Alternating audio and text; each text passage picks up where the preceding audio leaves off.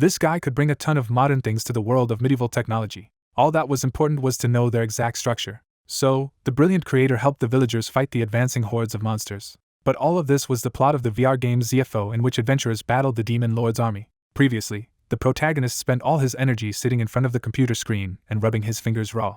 He wanted to achieve success at least within the game. After all, either in studies nor in sports he had ever managed to become number one. The protagonist could have made history in ZFO, but he failed the final battle right before the final level and died. And when he opened his eyes, he was in a different place, in the world of ZFO. He was given a second chance to become the best, and NPC villagers were already waiting nearby, awaiting the adventurer's help. Instead of rushing in blindly, he tells them to wait, while he chooses his class first. The villagers are stunned and insist that a level 1 beginner has no chance against a level 7 fire goblin. He knows they are right, so he starts searching for a choice that can break the normal balance.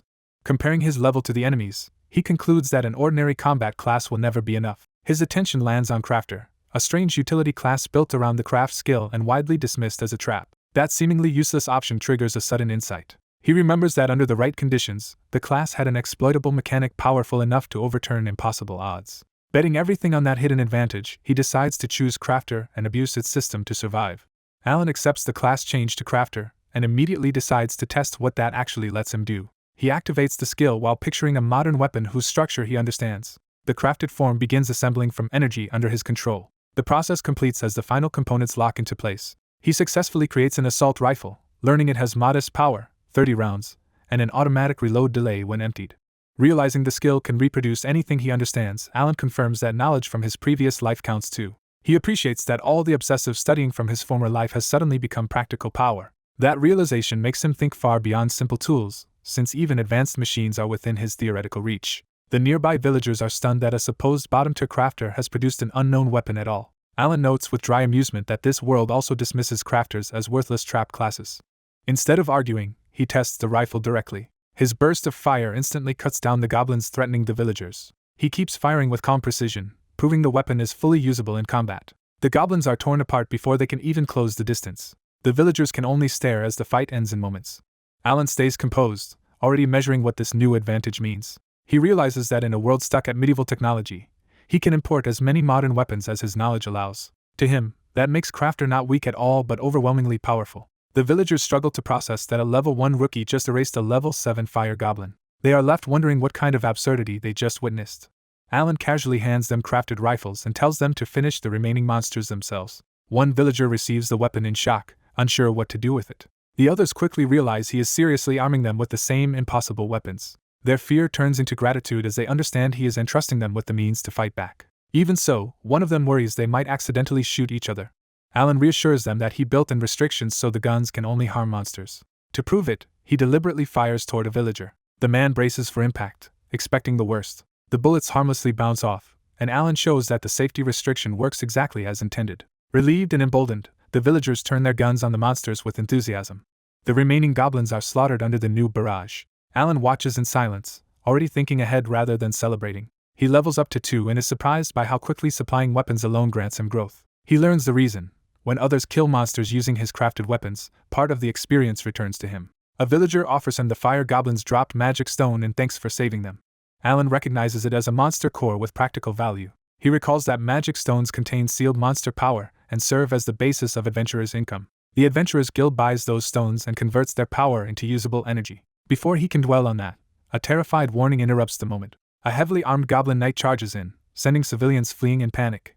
Alan immediately identifies it as a boss-class enemy. Its status confirms the danger, a level 13 goblin knight far beyond the goblins they just handled. The villagers still try to stand their ground, convinced Alan's weapons might let them win. Their bullets hammer the knight's shield and armor without effect. The boss barely notices the attack, treating it as meaningless.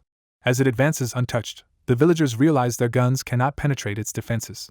Alan judges the situation grimly, knowing his current level makes crafting a direct counter difficult. The goblin knight charges straight at them before they can recover. The villagers beg Alan to run too, assuming even he cannot stop it. Instead, Alan remembers that crafting can repair damaged items and starts thinking in reverse.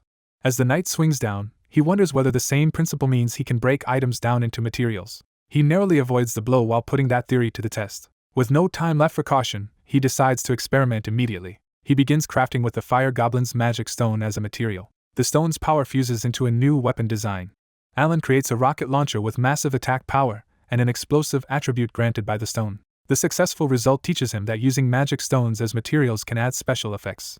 He further boosts the launcher by limiting it to a single shot and channeling the stone's property into that one attack. Alan fires the launcher at the charging boss. The rocket streaks toward the Goblin Knight with explosive force. The boss finally reacts, sensing real danger too late. The explosion engulfs the knight, and Alan gains multiple level-ups from the kill. When the smoke clears, he has reached level 4 and notes the jump with satisfaction. Considering he soloed a stronger boss while still low level, he recognizes the result as a major breakthrough. The villagers are left speechless that he erased a boss in a single hit. Alan concludes that magic stone crafting and ordinary crafting are different tools, since stone-based weapons are powerful but consumable. The villagers ask if someone this strong must belong to a famous clan. Alan simply denies it. He presents himself as nothing more than a rookie, even though his power now says otherwise. From that point on, an unprecedented kind of crafter begins to emerge. The narration frames crafter as a class that could reshape the war against the Demon Lord's army. In an age of chaos, such a figure may become the one existence capable of ending it. Alan, however, is focused on practical gains and feels he has mostly deciphered how his class works. He realizes those mechanics give him an efficient path to leveling. With that confidence, he vows to become the first person in the world to reach level 999. Later, while testing himself in rocky terrain, Alan encounters a towering rock golem. Now level 13, he reflects that he only came to test crafting and did not expect such a dangerous target. The monster reveals itself as a level 20 rock golem, much stronger than Alan. Alan opens fire with an assault rifle to gauge how ordinary crafted weapons perform. The bullets chip the golem's body but fail to do decisive damage. Fragments break off, exposing embedded cores, yet the monster remains active. Those damaged sections begin restoring themselves with green healing energy. The golem fully regenerates the broken parts, nullifying his effort. Alan realizes it combines healing with overwhelming defense, making it a far tougher opponent than expected. Even after raising the rifle's attack power to 175, he concludes physical attacks alone are still not enough.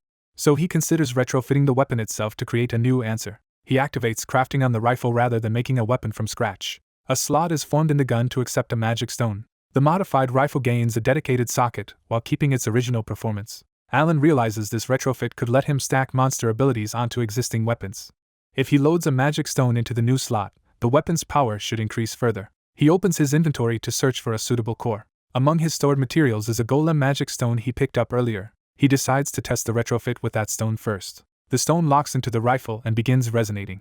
Alan watches closely to see whether the fusion will succeed. The weapon absorbs the stone's power without breaking. The rifle transforms, gaining a stone-like finish and a new property. Alan confirms the added effect is penetration, which ignores physical defense. The golem roars and prepares another attack, giving him a perfect target. Alan answers by firing the upgraded rifle straight at it. The golem raises its massive arms to crush him as the bullets fly. This time the rounds punch through its body instead of bouncing off. Alan sees immediately that the retrofit worked. The penetrative barrage tears through the golem from within. Its body explodes apart under the sustained internal damage. Alan levels up to 14 and judges the test a success. He notes that in a retrofit only the inserted magic stone breaks, while the weapon itself survives for reuse. He calmly retrieves the spent remains and the new drop from the battlefield. Picking up the golem stone pushes him to level 15, showing even collection can advance him. Elsewhere, a system notice reports that villagers armed with crafted weapons have repelled an orc horde. Alan has been traveling between farming villages, distributing weapons wherever monsters threaten them. Because kills made with his weapons feed him experience from afar, he gains levels across the world without personally fighting every battle. That passive growth convinces him more than ever that choosing crafter was the right decision. At the Adventurers Guild headquarters, officials begin taking notice. They hear of an adventurer whose level has been rising at an absurd pace over only a few days. When they check the records, the numbers shock them. Someone has climbed from level 4 to 15 in just 4 days, a rate they consider impossible. The name attached to that anomaly is Alan, a complete unknown to them. Their disbelief deepens when they learn his class is crafter, a job they regard as worthless. A senior official reveals he has a recorded familiar view of Alan's recent battle and orders it projected. The audience watches Alan overpower a rock golem with what should have been ineffective physical attacks. They are baffled by both the weapon and the result. To them, a monster famed for absolute physical defense should never have fallen so easily. They conclude Alan's weapon output is extraordinary beyond normal adventurer standards. One official estimates that although Alan is only level 15, his firepower alone rivals a level 50 combatant. That completely contradicts the accepted belief that crafted weapons are inferior to normal ones. Unable to explain the mechanism, they still agree that Alan himself is exceptional. The senior official decides to report Alan's appearance to his master, suspecting he may be the vessel they have been searching for. Before they can move on, the monitoring crystal shows Alan entering another boss fight. This time he faces a level 27 boss class sandworm erupting from the desert. Alan judges it ideal for testing the upper limits of crafted weapons because it has low defense but enormous health. He notes that rocket launchers hit hard but are limited to one shot, so he wants to see how much power retrofitting can stack onto a smaller weapon instead. Using the rock golem's magic stone as his newest material, he prepares another experiment. He crafts again, pouring the stone's power into a handgun design. The result is a handgun with attack power over 1200 and a built-in 55% correction bonus. Alan is impressed that fusing a magic stone can attach such an extreme option, and he decides to push the idea further. He immediately retrofits a second magic stone into the handgun as well. The new stone activates inside the added slot. The weapon absorbs that second enhancement without failing. Alan finishes with a freezing handgun whose attack power rises to 1891 and whose bullets carry an ice attribute. Satisfied, he decides that even if one shot cannot kill the sandworm, freezing it will still secure the fight. As the giant worm lunges, Alan steadies himself and commits to the shot. He fires the upgraded handgun directly into the monster's open maw. The freezing round drives deep into the sandworm's body. Ice rapidly spreads through its interior like a frozen spear. The worm's entire throat and core begin locking solid from the inside. Alan watches coldly, already certain the trap has taken hold. The enormous boss is left immobilized as a towering frozen column, its movement completely sealed. Cracks race across the ice and the trapped sandworm's body, setting up its destruction. Alan tests a handgun against a massive icy structure and confirms that his crafted weapon can shatter what should be far beyond a normal firearm's power. The blast tears through the target so completely that he realizes his crafter class truly operates at a god-tier level. Standing amid the broken ice, he calmly takes in the result and grows more certain of his own potential. With that settled, he pulls out a magic stone and decides it is time to turn his haul into money. He heads back toward town intending to exchange the stones for cash. At the Adventurers Guild branch, he approaches the gold counter to make the sale. The clerk is stunned by the sheer quantity of magic stones he dumps out and begins processing them, asking for his name. He gives it simply as Alan. The name immediately catches the clerk off guard, as if she recognizes its significance. Before finishing the transaction, she hurriedly asks him to wait. Alan is left wondering what suddenly changed. A squad of armored guild enforcers rushes in, turning the atmosphere tense. Sensing trouble, Alan demands to know what this is about. The guards surround him at the counter, making it clear he is the target. They identify him as Alan and announce that a certain suspicion has been raised against him. He asks what they mean, still not seeing the charge. Instead of explaining, they bind him on the spot with glowing chains. The lead guard declares that Alan is being taken to guild headquarters for questioning. Alan can only react with baffled disbelief. Escorted in restraints, he is brought into the guild headquarters meeting room before senior officials. Once there, the restraints are released and he is addressed more formally. The guild leader apologizes for the rough treatment and admits Alan's rapid rise made him too curious to ignore. He explains that he arranged this meeting because he wanted to speak with Alan directly. Alan accepts the apology without much fuss and asks what they actually want from him. The answer comes immediately. They want a full explanation of the weapon Alan calls a gun. Alan warns that the details would be hard for them to grasp, since the gun is built from technologies that do not exist in this world. One official dismisses his confidence and belittles him as just a crafter. Alan sees the provocation for what it is and recognizes they are trying to pressure him into revealing more. Rather than argue, he decides to demonstrate. Using craft, he materializes a weapon in front of them. An assault rifle appears, and Alan invites them to inspect it for themselves. The guild's appraisal identifies it as an attack power 50 assault rifle with a 30-round magazine, leaving the room stunned. The officials realize the weapon rivals a knight of the same level and that its sustained firepower is absurdly high. Having proven his point, Alan turns as if the discussion is finished and starts to leave. He bluntly says he is aiming to become the first person in the world to reach level 99 and has no time to waste. That declaration jolts the guild leader into stopping him. The leader asks whether Alan's true goal is to defeat the Demon King. Alan says that is mostly correct, but adds that he also heard of an old man in a rural village who may know how to cure the disease spread by the Demon King's army. The guild leader confirms that humanity is indeed being pushed into an unprecedented crisis by the Demon King's forces. He underscores the scale of the disaster by revealing that another day, another major city was lost. Alan remains focused, saying he will deal with those wider problems eventually and telling them to make an appointment next time. As he reaches the door, the guild leader urgently calls him back for one more matter. Alan, now irritated, asks what it is this time. The leader advises that if Alan wants to level efficiently, he should join a clan. Alan pauses at the unfamiliar suggestion. The leader explains that a clan is an organization formed by adventurers and offers to introduce Alan to a top A-rank one. Another official objects, not wanting the leader to make that offer on his own. He argues that if anyone is to introduce Alan, it should be to his own preferred A-rank clan, especially one active in high-level dungeons. The room devolves into competing recommendations until Alan cuts in and apologizes for interrupting. He declines all of it, saying he has no intention of joining any clan because he prefers to move freely. A superior ends the discussion by telling the young man to report any changes and making it clear the meeting is over. He leaves the room without protest, thanked as he goes. Once he is gone, the officials admit he is difficult to read and hard to control. They turn their attention to the weapon he produced, baffled that someone at his level could have made it. One of them concludes that only Gumin, the nation's greatest craftsman, might be able to analyze such a creation. Elsewhere, crowds gather at the entrance to the Wolf Mine dungeon, where an instance gate has opened. Adventurers stare into the glowing passage, preparing to enter the dungeon challenge. The young man arrives alone, reflecting that instance dungeons are races for rewards rather than ordinary hunts. A party spots him and tries to recruit him because they need one more member. The moment they notice his displayed level is only 15, their interest turns to shock. They immediately withdraw the offer and hurry away. As they leave, they warn him not to enter a level 25 dungeon at only level 15. He remains calm, thinking he would not have come if the level adjustment rule did not erase the gap. In this world, higher-level challengers are scaled down inside such dungeons, making the contest more even. Before he can proceed, a frightened cry draws his attention. He finds a rough group surrounding a young priestess and pressuring her. Their leader, Lucas, pretends friendliness while inviting her to join their party. The bystanders recognize Lucas as trouble and quietly conclude the girl is in danger because no one wants to oppose him. Even Lucas's own companions admit he is violent and too strong for anyone nearby to stop. The priestess begs them to leave her alone, insisting she wants teammates near her own level, not people looking for baggage.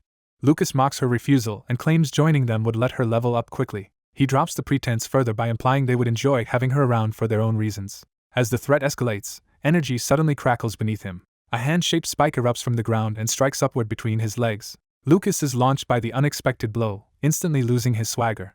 His companions panic as he crashes down, stunned by the bizarre attack. The young man walks over and casually apologizes, while the priestess stares in disbelief. He explains that his craft activated by accident. Lucas, trembling on the ground, can barely process that excuse. Humiliated, he jumps up and threatens murder, demanding to know who would dare do this to him.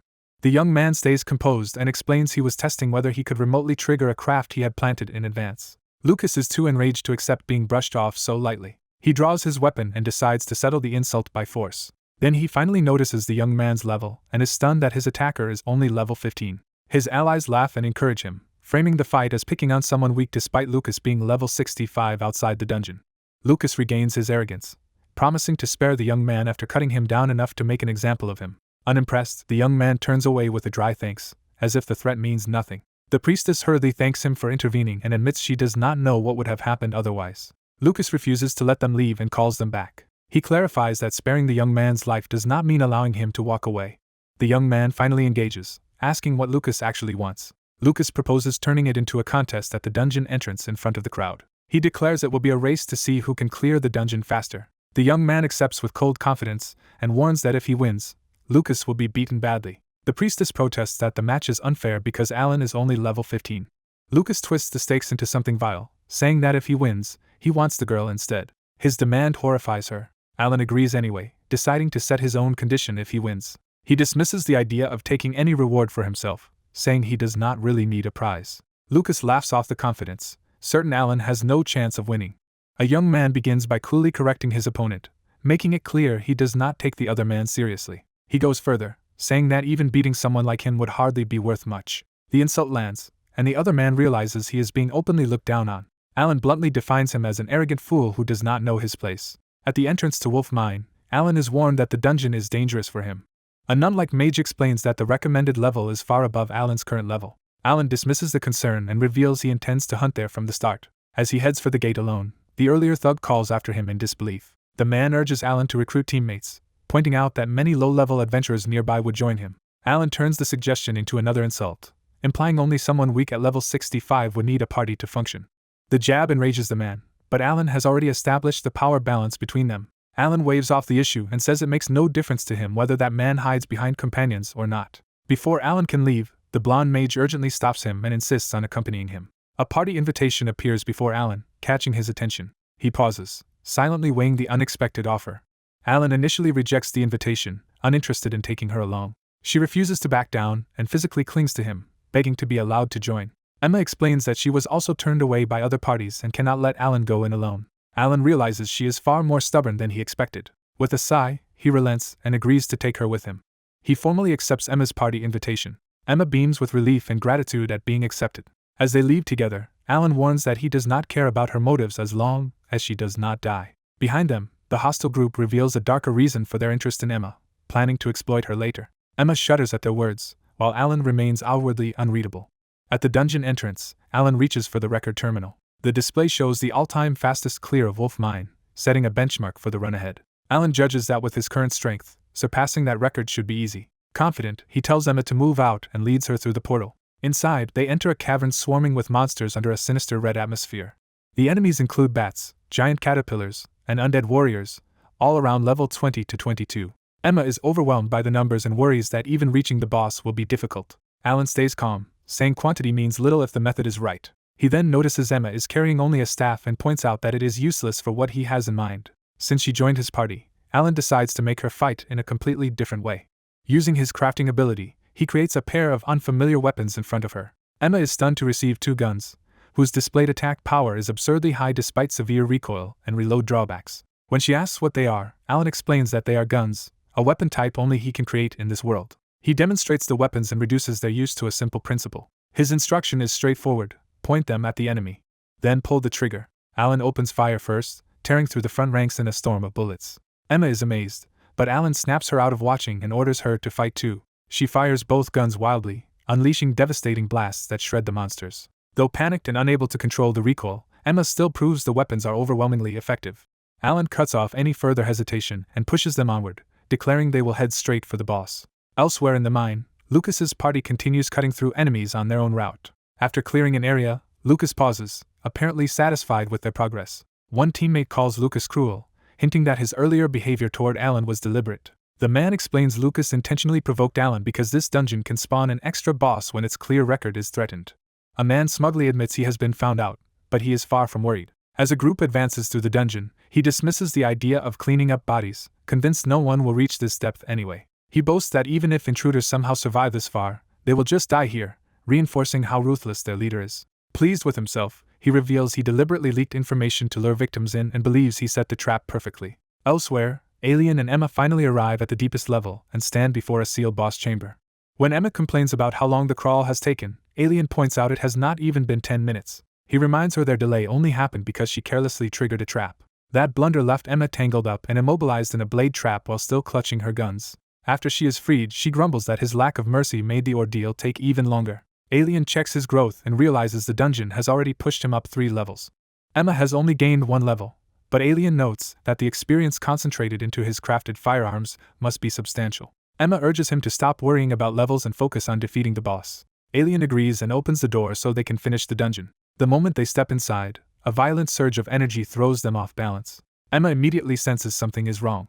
Inside the chamber, 2 opposing auras spiral together instead of 1. The first boss reveals itself as a level 25 Queen Werewolf. The second is a level 25 King Werewolf, leaving them stunned that the room contains 2 bosses. Emma complains that if Alien knew this was possible, he should have warned her before they entered. The werewolf pair launch at them together before they can recover.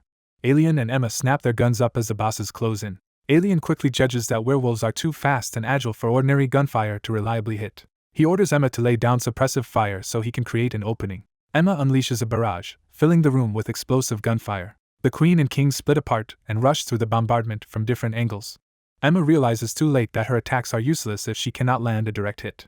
Alien sees the split formation as a serious complication. He adapts at once, telling Emma to keep the Queen busy while he handles the King. The Queen keeps weaving through the blasts without slowing down. Emma understands that at this pace the Queen will reach her before she can stop it. The Queen digs in for a sudden directional burst. With a sharp feint, it slips past the gunfire and lunges straight for Emma. At the same time, Alien calmly acts as if he had already foreseen the attack. The Queen closes in on Emma, expecting an easy kill. Alien activates Craft, revealing that he had prepared a trap in advance. A glowing construct erupts beneath the Queen and catches it mid-leap. The same crafted snare binds the King as well, locking both bosses in place with crackling energy. Alien tells Emma to catch what he is about to give her. He tosses her a steel bear trap, still charged with his crafted power. Emma slams it down on the trapped Queen, maiming its leg and leaving both bosses howling in pain. Emma is startled when the Queen's charge stops so abruptly. Alien reminds her that he only asked for suppressive fire to buy himself time. Seeing both werewolves disabled by a remotely placed trap, Emma is amazed at how creatively he can use craft. Alien reveals he tested long-range crafting beforehand, and the bodies of earlier victims confirm he learned from prior encounters. While the bosses struggle on the floor, he advances without haste, fully in control now. He judges that a werewolf with its legs bound and unable to dodge is no longer a real threat. The King snarls and claws at the ground, still trying to fight free. Alien reduces the situation to a simple execution, facing the pinned beast at point-blank range. He raises his gun, bids the monster a curt farewell, and fires. With the werewolf collapsing into loot crystals, Alien finally relaxes, satisfied that the fight is effectively over. Alan senses someone approaching and turns toward the commotion. Emma rushes in triumphantly, reporting that she has defeated the queen as well, and Alan calmly accepts the result. A system notice confirms they conquered the Wolf Min dungeon in a new all-time record of 9 minutes 48 seconds, leaving Emma thrilled and Alan deciding to keep the exact details of the gun to himself. With the dungeon cleared, Alan leads Emma toward the exit portal so they can head back. Outside, the raid ends cleanly and the rescued creatures shower them with gratitude before the matter is closed. As they leave, Emma brings up the gun, and Alan casually tells her she can keep using it if she wants. Nearby adventurers notice the pair returning far too soon and suspect they abandoned the raid and fled. Others agree, assuming Alan and Emma panicked and ran for safety. Alan cuts through the rumor at once by stating that they did not run at all because they already cleared the dungeon. The onlookers dismiss the claim as an obvious lie and demand honesty. One skeptic tells Alan to check the record crystal if he wants proof, convinced that a real all-time record would be displayed there. Even hearing the words all-time record sounds absurd to the crowd. They mock Alan further, arguing that someone below the recommended level could never set the fastest clear time for a top-tier job dungeon. Still certain he is exposing a bluff, one man reaches for the record crystal. The moment he checks it, his confidence breaks into shock. The crystal displays Alan and Emma as the new all-time record holders at 9 minutes 48 seconds, making the impossible result undeniable. The crowd erupts as the skeptic collapses in disbelief and admits the pair really did shatter the all-time record. Alan decides to explain just enough to deepen the mystery and offers a hint. He summons several glowing images of unfamiliar firearms and reveals that the weapon is the key to their result. One of the adventurers receives the strange gun and can barely process what she is holding. Its status identifies it as a submachine gun with enormous attack power and near-zero recoil, making it absurdly strong by their standards. Emma adds that the weapon is not only powerful but simple to handle. She explains that using it is as easy as lining up the sights and pulling the trigger. To prove it, she unleashes a devastating burst of fire, instantly showing how overwhelming the weapon is. The witness can only stare at Alan and wonder who he really is. Alan offers no explanation and vanishes from the spot, leaving the man stunned. As people clamor for more and try to stop him, Alan ignores them and keeps walking away. He decides there is nothing more to gain here and tells Emma they are leaving. Alan departs through the crowd, while many adventurers watch him with new attention. Among them, a blue-haired woman turns to follow his exit with clear interest. She studies him closely, silently marking him as someone worth remembering. Elsewhere, another party finishes the same dungeon much later and emerges satisfied with their run. They celebrate breaking the 50-minute mark and assume that performance secures their victory in the time attack. Confident and smug, they sit down to wait for the rookies they expect to outclass. They joke that if Alan and Emma do not come out soon, they are probably dead anyway. Their boasting is interrupted when a bystander calls out to Lucas. The bystander informs him that the opponents he is waiting for already went home. Lucas initially thinks that just means Alan and Emma ran away. His companions laugh and tell him he got fooled by an empty bluff. The bystander corrects them. Alan and Emma did not flee, they cleared the dungeon. Lucas rejects the claim outright, unable to believe those two could have finished faster than his team. The bystander presses the point further, saying they were not merely faster than Lucas but faster than anyone in the world. That claim finally rattles Lucas. Trying to prove the story ridiculous, he strides over to the record crystal while still laughing it off. He slams a hand onto the crystal, convinced no such record could exist. Instead, the crystal shows Alan and Emma holding the all-time record at 9 minutes 48 seconds. Seeing the number for himself, Lucas realizes they cleared in under 10 minutes a dungeon that normally takes nearly an hour. His companion notices him freeze and asks what is wrong. Lucas starts to deny the evidence as impossible, but panic overtakes him. At last his pride collapses and he erupts in despair, unable to accept that he has lost so completely. In a dark study, a powerful figure quietly reviews information on someone who has begun to stand out. As he studies the file, he focuses on the target's unusual ability and growing significance. The report confirms that Alan has already cleared a wolf-type threat alone and is tied to weapons, convincing the man that Alan is the real force behind recent events. Having reached a decision, he summons a subordinate into the room. The visitor enters at once, answering the call. A hooded assassin appears and reports that he heard there was a job for him. The employer confirms that there is. He identifies the target by pointing to Alan's file. The assassin immediately senses that Alan will not be an easy mark. Even so, the employer makes clear that the reward will be worth the risk. He names Alan directly, removing any doubt about who must be dealt with. The order is simple and final. Alan is to be killed. Elsewhere, Emma thanks Alan and explains that, to avoid retaliation connected to Lucas, she is relocating. Alan questions whether leaving is really the right answer and offers to handle the problem himself. Emma refuses, insisting that she is an adventurer too and cannot keep depending on Alan forever. Alan accepts her decision and tells her to stay safe. Emma promises she will become strong enough to stand beside him next time, and Alan silently hopes she can keep that resolve. She parts from him on cheerful terms, hoping they can team up again in the future, and the group formally loses Emma. A few days later, Alan heads into the Great Plains to test what his craft ability can really do. He activates craft while warning himself not to let efficiency drop, carefully shaping a large object from magic. The attempt succeeds, producing a tank that looks exactly as intended. Alan climbs aboard to see whether he can reproduce not just the form, but the function. Inside, he confirms that the control system has been recreated as well. He identifies the model as a Panther IV and prepares to test it. The tank sits ready, but nothing happens when he tries to move it. Alan quickly realizes the obvious limitation. Without fuel, the machine cannot run. He reflects that craft can reproduce anything whose structure he understands, but not without limits. Those limits include resources that are inherently scarce, such as water, electricity, and gasoline. Since the failure matches his expectations, he immediately starts thinking of a workaround. He turns his attention to the world's own systems instead of modern fuel. Remembering that magic stones serve as a universal energy source here, he produces one to test the idea. He installs the stone into the tank, reasoning that this should substitute for the missing fuel. The moment the connection takes, he realizes the tank is now running on crafted magic stones. The vehicle responds at once, its treads finally engaging. The tank surges forward across the plain, proving the concept works. Alan is pleased to see his adaptation succeed, but the test immediately starts draining the magic stone's charge. The stone burns out and shatters under the tank's power demand. Alan recognizes that the machine consumed the stone's energy almost instantly. He concludes that he still lacks the power output needed to sustain something as large as a tank. Even so, he notes that magic stones can be used as a power source, so the idea itself is still viable if scaled down. He decides to try again with something much smaller and easier to support. This time Craft produces a compact voice recognition drone. Alan inserts a magic stone to power the new device. He releases the drone and watches to see how long it can stay active.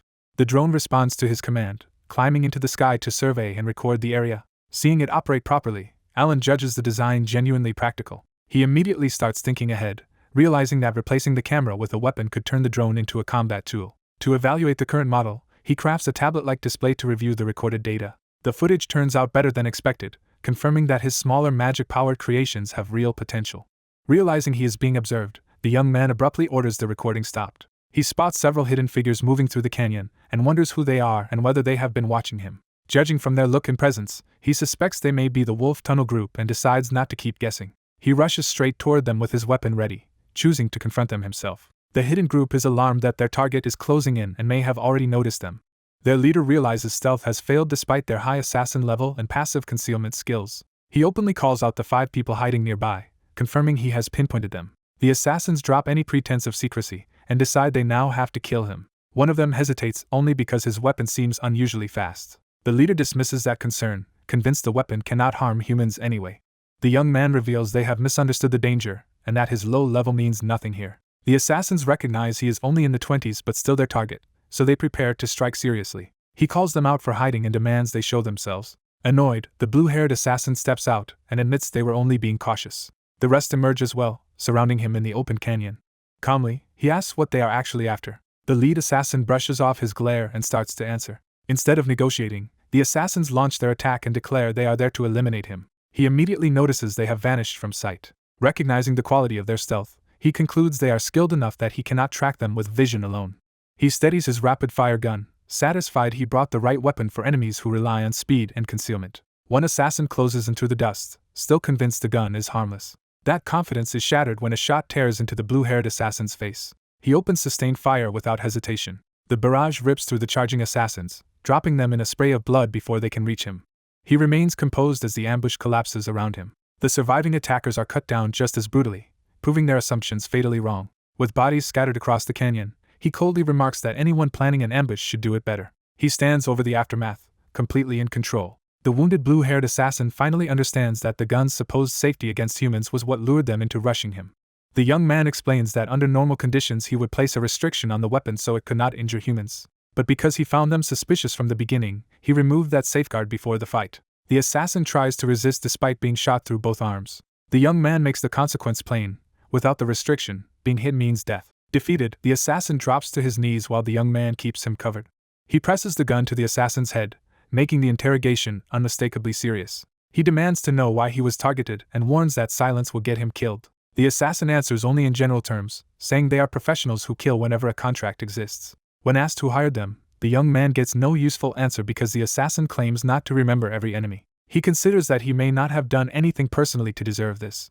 The assassin reveals the real reason anyway. Someone powerful wants him dead simply because he is too strong. The young man presses for the identity of this powerful enemy. The assassin apologizes and insists he is too professional to betray that information. Before he can say more, poison takes effect and blood spills from his mouth. The young man realizes the assassin has been silenced by poison rather than by his own hand.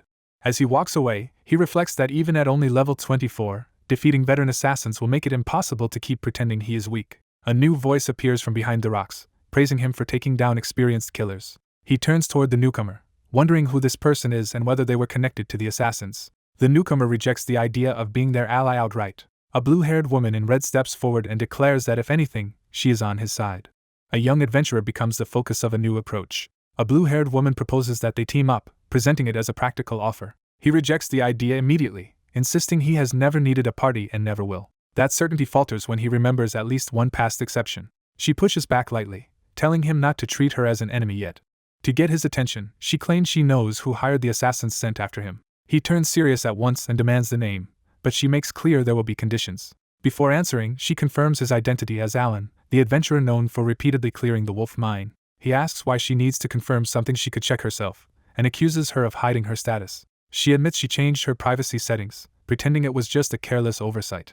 Once he reveals his own status display, she confirms she can finally see it. What she sees shocks her. Alan is only level 24. Alan treats that number as unremarkable and even low for where he should be. Melissa realizes he must have been held back by always hunting alone instead of joining stronger groups. Having shown his own information, Alan demands that she reveal hers as well. She complies and identifies herself as Melissa, a level 50 sorcerer. With introduction settled, Alan returns to the real issue and asks Melissa who ordered the hit on him. Melissa refuses to give up that answer for free. Alan understands immediately that she wants something in exchange. She confirms it and offers the information as payment for a favor. Alan asks what exactly she wants from him. Melissa points him toward a target high above them. The target is Crystal Sky Castle, a dungeon recommended for adventurers around level 50. She stresses that this is no ordinary dungeon and that its difficulty is extreme even for its bracket. Its layout, monsters, and bosses are randomized, making preparation nearly impossible. Even veteran adventurers can die instantly there if they let their guard down. At the deepest point waits a crystal dragon, a monster far beyond a normal level 50 threat. Alan boils her request down to its essence. She wants him to clear the dungeon. Melissa clarifies that what she really wants is the Jade Dragon orb dropped by the boss, and she will trade the assassin's name for it. Alan recognizes the orb as a top-tier item that should be far beyond Melissa's level range. Melissa presses him to decide whether he will accept the deal. Privately, she assumes she aimed too high because no level 24 adventurer should be able to obtain that item. To her surprise, Alan accepts immediately. Melissa is stunned and reminds him that the dungeon is meant for level 50 adventurers, not someone far below that. Alan says he already understands the danger, likely better than she does. Melissa concludes he is either absurdly confident or simply reckless, but decides to use him if he can help her get the orb and remove her problem. Since he is willing, she agrees to proceed without further complaint. She reaches out to seal the arrangement. As they move to leave together, Melissa frames it as the start of their cooperation. Then she stops and admits they cannot head out yet.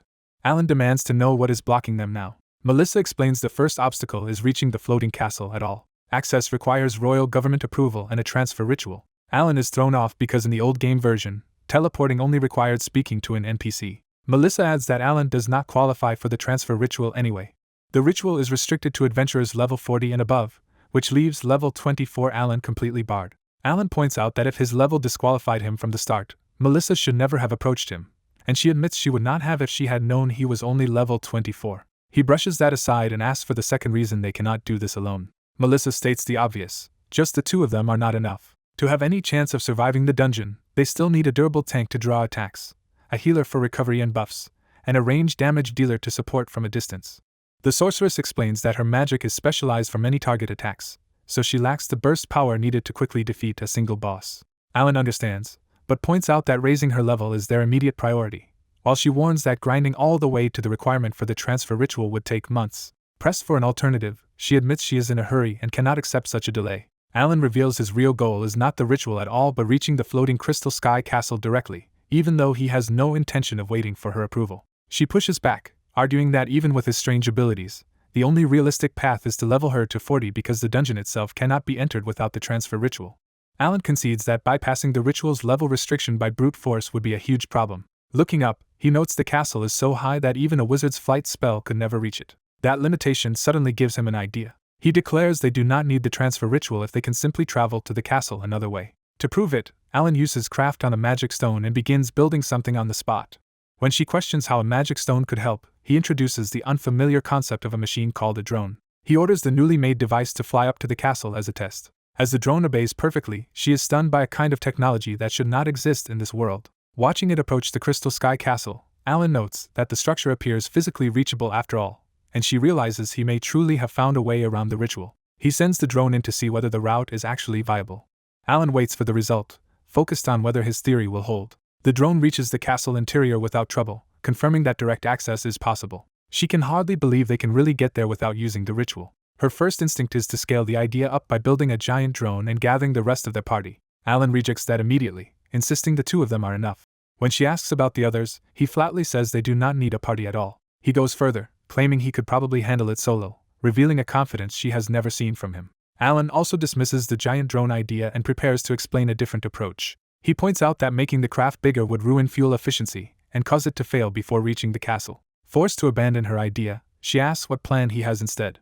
Alan says they will rely on a completely different principle and use a new energy source. She repeats the idea back in confusion, trying to understand what he means by a new kind of energy. Alan lets the suspense build before naming that source. He tells her the energy source will be her, leaving her shocked and unsure whether he is serious. Alan explains that a sorcerer can wield multiple elemental attributes, and he intends to use one of those as propulsion. Using craft again, he rapidly manufactures a frame for his next invention. What appears is a hot air balloon, and he calmly states that they will ride it to the castle. He urges her to test the idea immediately by getting aboard with him. When she asks what exactly she is supposed to do, Alan instructs her to send wind into the balloon and inflate it. She follows his lead and fills the balloon with wind magic. The balloon swells upward as the envelope takes shape around the basket. Once it is fully inflated, she realizes the setup resembles a heat-based lift system. Alan confirms it and tells her that any heat source will work, though her Flame Hand spell is the most efficient choice. She summons Flame Hand, surrounding her arm with fire. Holding the flames beneath the balloon, she heats the air while Alan tells her to maintain it. The basket begins to lighten and pull free of the ground. As the balloon rises, Alan explains that it floats because heated air changes density, while she panics at the sudden success. He warns her not to let the fire go out until they reach the dungeon, because losing heat midair would make them crash, and she realizes this is the practical use of the heat magic he asked about earlier. Alan casually adds that once they arrive, he will wipe out the dungeon enemies himself, and only needs to know her current level. His confidence leaves her momentarily speechless. As they drift across the vast landscape, she starts imagining what might happen if this reckless plan actually works. For the first time, she allows herself to think that with Alan beside her, the impossible may be within reach. Alan's certainty strengthens that hope, making her believe they might truly be able to clear the dungeon. The balloon carries them all the way to the Crystal Sky Castle, where they arrive directly before its gate. After landing, Alan treats the feat as a simple success, while she tries to hide how shaken and impressed she is by what they just accomplished. As they enter a crowded dungeon corridor, the man notes that too many parties are already competing inside. Ahead, other adventurers are already fighting through monsters, confirming that the lower floor is being heavily contested. He and the blue-haired woman hurry forward because he refuses to let anyone else claim the Jade Dragon Orb first. While they run, the woman cuts down a small fry monster and decides to leave lesser enemies to the other parties so they can focus on clearing the dungeon. She begins explaining that this dungeon is divided into 3 layers, starting from their current position on the lower floor. She adds that reaching the middle floor requires special floor reward crystals, and he is startled that she somehow knows that. Instead of answering plainly, he hints that he could explain his knowledge, but only if she pays for it. She throws his own line back at him, annoyed by his nerve but still engaging with him. Their banter ends abruptly when they stop at a new threat ahead. A huge Minotaur boss blocks the passage while other adventurers hesitate in front of it, showing someone reached the room before them. The monster is identified as an Abyss Minotaur at level 45, far stronger than the surrounding parties. The woman immediately suggests abandoning this floor since the tower has 7 floors total and skipping one boss is acceptable. He refuses because the crystal on this floor is too important for him to surrender. Ignoring the crowd's fear, he walks straight toward the boss and calls out, reminding everyone that people are stuck waiting behind them. He proposes a simple solution. If they are going to clear the path, they should finish the boss quickly. One of the waiting adventurers bristles at his attitude and demands to know who he thinks he is. That same man falters when he sees the newcomer is only level 24, making the confidence seem even more absurd. Mocking him, 2 adventurers pretend to hand over the fight as if he is volunteering to die. He calmly accepts their offer without backing down. Then he steps onto the Minotaur's head, instantly seizing control of the encounter and stunning the crowd. The woman tries to stop him, worried because her mana has not fully recovered yet. He dismisses the concern and produces a Sandwem magic stone as if he already has another plan. Using the stone, he activates a crafting skill on the spot. In seconds he forges a rocket launcher, a weapon whose listed attack power becomes overwhelming once modified. As he shoulders the launcher, he notes that its power exceeds 30,000 with the modifier, leaving the woman stunned.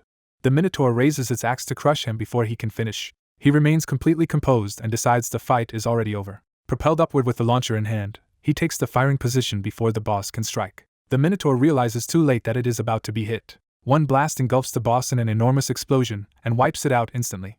The shockwave and light force the woman to shield herself from the blast. The nearby adventurers are thrown into panic by the sudden destructive power. When the smoke clears, the system confirms the Abyss Minotaur has been defeated and the man levels up to 25. The onlookers can barely process that a level 24 adventurer erased the boss in a single attack. Even the woman, who had doubted him, admits the feat was far beyond normal. She presses him to explain what he actually just did. Privately, he reflects that he may not even have needed the Sanwem magic stone to win. He claims the first crystal reward, leaving 2 more to collect. He also takes the Minotaur's magic stone for himself, and the woman is too surprised to object. Without lingering, he immediately pushes on toward the next objective, forcing her to chase after him. As she follows, she realizes his instant boss kill was something a mere crafter should never have been able to do. They reach the Crystal Sky lower floor abyss, where a broken path stretches over a dark drop and more traps are said to lie ahead. He explains that if they clear the gimmicks properly, they can gather the remaining crystals efficiently, but first they must figure out how to cross. After studying the gap, he concludes the route is not actually severed. He reveals the truth: the floor is transparent, and only those who follow the correct hidden path can reach the end safely. The woman is left quietly reassessing him as he solves yet another dungeon mechanic with ease. Before they move, another adventurer from the crowd recklessly decides to test the route himself. His first step misses the invisible path and finds only empty space. He plunges screaming into the abyss, proving the danger of guessing. The man coolly points to the fall as the obvious consequence, and the woman accepts his explanation. Alan explains that the usual way to test for an invisible floor would be probing ahead with a staff, but he rejects that idea because revealing the trick would let the people behind them copy it and turn the challenge into a race. His companion suggests solving the problem with crafting instead. Alan points out that if crafting worked here, other challengers would already have used it, so he tells her to try magic. She confidently attempts a spell. Nothing happens, and her failed cast leaves her confused. She realizes both magic and skills are restricted here, which means her own craft is unusable too. Alan calmly reveals that they still have another option. She waits for him to explain what he means. At the Crystal Sky Castle's lower floor abyss corridor, other examinees remain stalled in front of the unseen path. Alan notes they only need to endure until they reach the middle floors, and that they have 2 crystals left to collect. He admits he cannot craft inside this area, but he has prepared for that limitation. Using his inventory, he summons a device he made beforehand. He explains that the key is crafting useful tools in advance, and his companion asks what the strange item is. Alan reveals it is a night vision scope made with evil bat magic stones, which will make the transparent floors visible. She is impressed, but wonders when he had the chance to prepare something so specific. He reminds her that he built it earlier while they were being transported by air balloon. That answer leaves her unsettled by how thoroughly he anticipated a dungeon even he did not fully know. Alan adds that the scope detects infrared rays, so once he wears it, even a transparent floor can be seen. Through the device, the hidden route finally appears clearly to him. With the obstacle solved, he declares they can move on, and she admits his preparation is hard to argue with. To save time, Alan suddenly lifts her into his arms before crossing. He matter-of-factly explains that carrying her is simply faster. As he takes off at speed, she panics at being hauled along so abruptly. Alan warns her to stay quiet unless she wants to bite her tongue during the dash. Guided by the visible path, he races through the abyss with complete confidence. The stalled examinees can only watch in shock as someone charges through the air where no path should be visible. His companion, terrified by the pace, begs him to slow down and be careful. By the time the others call out, Alan has already crossed the invisible route and reached the far door. Beyond it, the pair enter a corridor where the path splits in 2. Alan determines that both routes are valid because each branch leads to a crystal at its deepest point. She proposes splitting up, but hesitates because she knows he will object. Alan's silence makes clear that he does not trust that plan at all. He refuses to separate, bluntly saying it would be a problem if she died. He clarifies that her survival matters because he still needs the information she can gather, which irritates her even as she follows. Their chosen route leads to the lower floor corridor of condemnation, where giant swinging blades sweep over a narrow bridge stained with blood. Seeing the trap, she judges that a single hit would be devastating and asks how they are supposed to get through. Alan answers with a simple plan as he readies his weapon. Since skills function in this area, he decides they can just destroy the blades. She realizes that if skills work here, then magic should work as well. With that restriction gone, she confidently blasts one of the sides aside.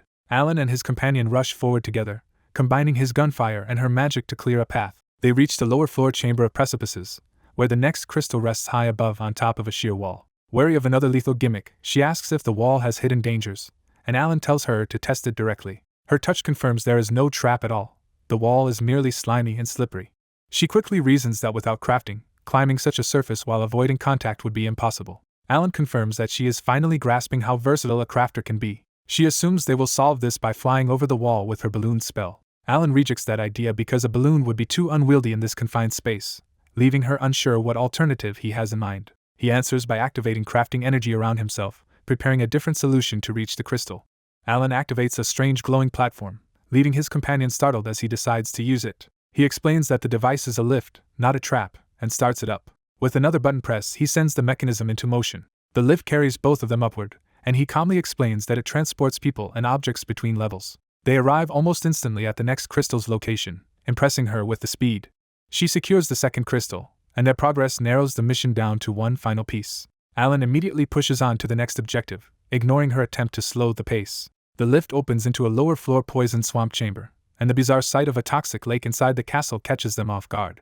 Alan warns that the swamp's poison is potent enough to inflict a status ailment on contact, making the area genuinely dangerous. She recognizes the seriousness of the chamber, and asks what clever crafted solution he has prepared this time. Alan hesitates, as if he does not have anything impressive ready. Instead of revealing a hidden trick, he simply uses crafting magic on the spot. What appears is just a plain wooden boat, startling her with how ordinary his answer is. She struggles to accept that this mundane boat is really his plan, while he realizes he may have said the quiet part aloud. Disappointed that the solution lacks his usual flair, she watches him head for the boat anyway. Alan shrugs off her expectations, insisting a simple boat is enough and inviting her aboard. Once inside, she notices the obvious problem that there are no oars or paddles. Alan reveals the missing piece of his plan. He expects her to power the boat herself. She is baffled when he refers to her as the engine. Using her magic as propulsion, she blasts the boat across the poison swamp at high speed. As she keeps the craft moving, she silently questions whether Alan is asking too much of her. Alan, meanwhile, lounges through the ride and leaves her to do the work. They reach the far side safely, where the final crystal waits on a pedestal. Alan claims the third crystal, completing the set and bringing their collection phase to an end. She admits she doubted they could do this at first, but now sees that the two of them function surprisingly well together. Alan answers with blunt confidence that the crafter class is the strongest, framing their success as proof. Without lingering on the victory, he turns his attention to the next stage. She stops him with a realization that the true strength behind their progress has not been his class alone. She tells him plainly that the strongest one here is Alan himself. Though they have not known each other long, she says she is now certain of that judgment. In her eyes, Alan is no ordinary human but someone who has already become an extraordinary existence. They move to the lower floor transfer chamber, where the completed set of crystals can open the way forward. Alan explains that placing the 3 crystals into the pedestal will send them to the middle floors, meaning they have reached the final preparation step. She confesses that she has long suspected Alan understands this castle far too well for someone who should be learning it as he goes. Alan does not deny the suspicion and admits he has been staking his life on that knowledge. He inserts the 3 crystals, and the pedestal responds with a surge of light. The system authenticates the crystals and begins transferring them to the middle floors. They arrive at the middle floor entrance, facing a portal deeper into the dungeon. Alan remarks on the castle's layered structure, comparing it to a dungeon nested inside another dungeon. To explain the idea, he likens it to a matryoshka doll, which only confuses her further.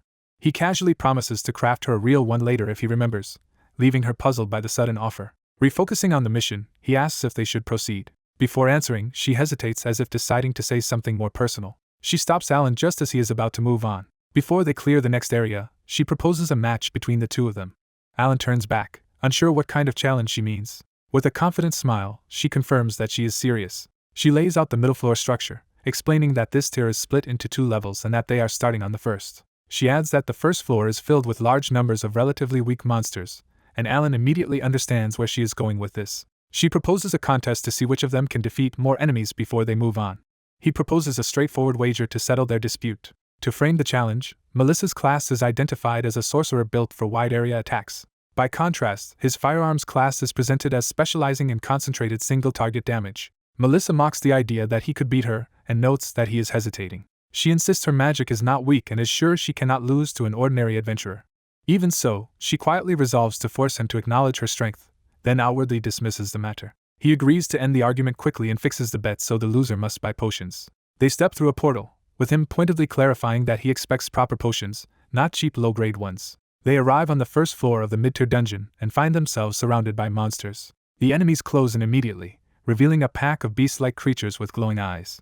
Melissa steels herself and prepares to demonstrate her power. A trial objective appears, requiring them to defeat 150 monsters. Before the horde can overwhelm them, the monsters surge forward in a mass attack. Melissa begins casting a spell meant to erase the swarm. She unleashes Nebula Meteor Black Nebula, filling the area with annihilating cosmic force. After the blast, she confidently asks what he thinks of her destructive power, expecting praise. He cuts in before indulging her and announces that it is his turn. Using crafting, he produces a Gatling gun, a weapon with immense attack power but severe movement limits while firing. He immediately commits to testing it on the remaining monsters. The weapon roars to life and pours a stream of bullets into the floor's enemies. His barrage tears through the front ranks and shreds monsters faster than they can approach. The slaughter continues as the horde is reduced to pieces under relentless fire. Melissa is stunned by a weapon whose power and rate of fire far exceed anything she expected. He explains that the Gatling gun's only real flaw is its inability to move while firing, then offers her a chance to surrender. She rejects the idea that a sorcerer of her standing could lose to someone of his class, even as doubt sets in. The trial ends with his side overwhelmingly ahead, proving he has already secured the win. Melissa realizes with shock that she could not even beat him in raw firepower. He downplays the result as a close match and tells her not to take it too hard. As he walks off, he adds that her real mistake was having the bad luck to challenge him. She bitterly accepts that he truly operates on an entirely different level. They move on to the second floor, where the next objective is to defeat the floor boss. He notes that clearing this floor will bring them one step closer to the upper levels and eventually the Emerald Dragon Jewel guarded by the Crystal Dragon. Melissa admits that traveling with him makes a supposedly difficult dungeon feel easy. He remains unimpressed by the compliment and stays focused on the path ahead. A new presence reveals itself in the chamber before them.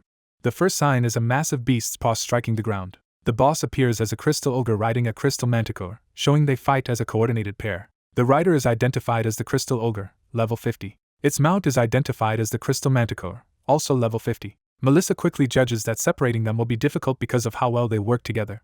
He dismisses the need for a complicated plan and starts crafting another weapon. This time he creates a rocket launcher, intending to end the fight with a single shot. Melissa recognizes it as the same kind of weapon that instantly killed the previous floor boss. The launcher's stats confirm overwhelming attack power, and he notes that unlike the Gatling gun, this normal crafted version can be reused. When Melissa worries about him, he assures her that a direct hit will kill the boss pair in one blow and that the weapon will not break after firing. He explains that magic stone crafted weapons are stronger but disposable, while normal crafted weapons are weaker yet reusable until they run out of ammunition. The ogre and manticore charge together before he can fire freely. As the pair rushes straight at them, Melissa warns that the attack is coming fast. Seeing the opening they need, he orders Melissa to freeze the ground beneath the charging bosses. She obeys at once and spreads ice across the floor to disrupt their advance. As a torrent of ice surges upward, the blue-haired woman uses it to launch herself into the fight. Alan quickly judges that the manticore is slower than a werewolf but far too evasive to hit with a direct attack. He realizes the only way to land a blow is to first force the beast into a position where it cannot dodge. The manticore commits to a downward strike, driving straight toward them. When the monster suddenly leaps high overhead, both Alan and his companion are caught off guard. Alan immediately sees the opening he wanted. He concludes that once airborne, the wingless enemy loses the mobility that makes it dangerous. Betting everything on that weakness, Alan fires a rocket upward to knock the creature out of the sky. The ogre rider notices the incoming shot at the last instant. Instead of panicking, the ogre shifts his weight and prepares a counter in midair.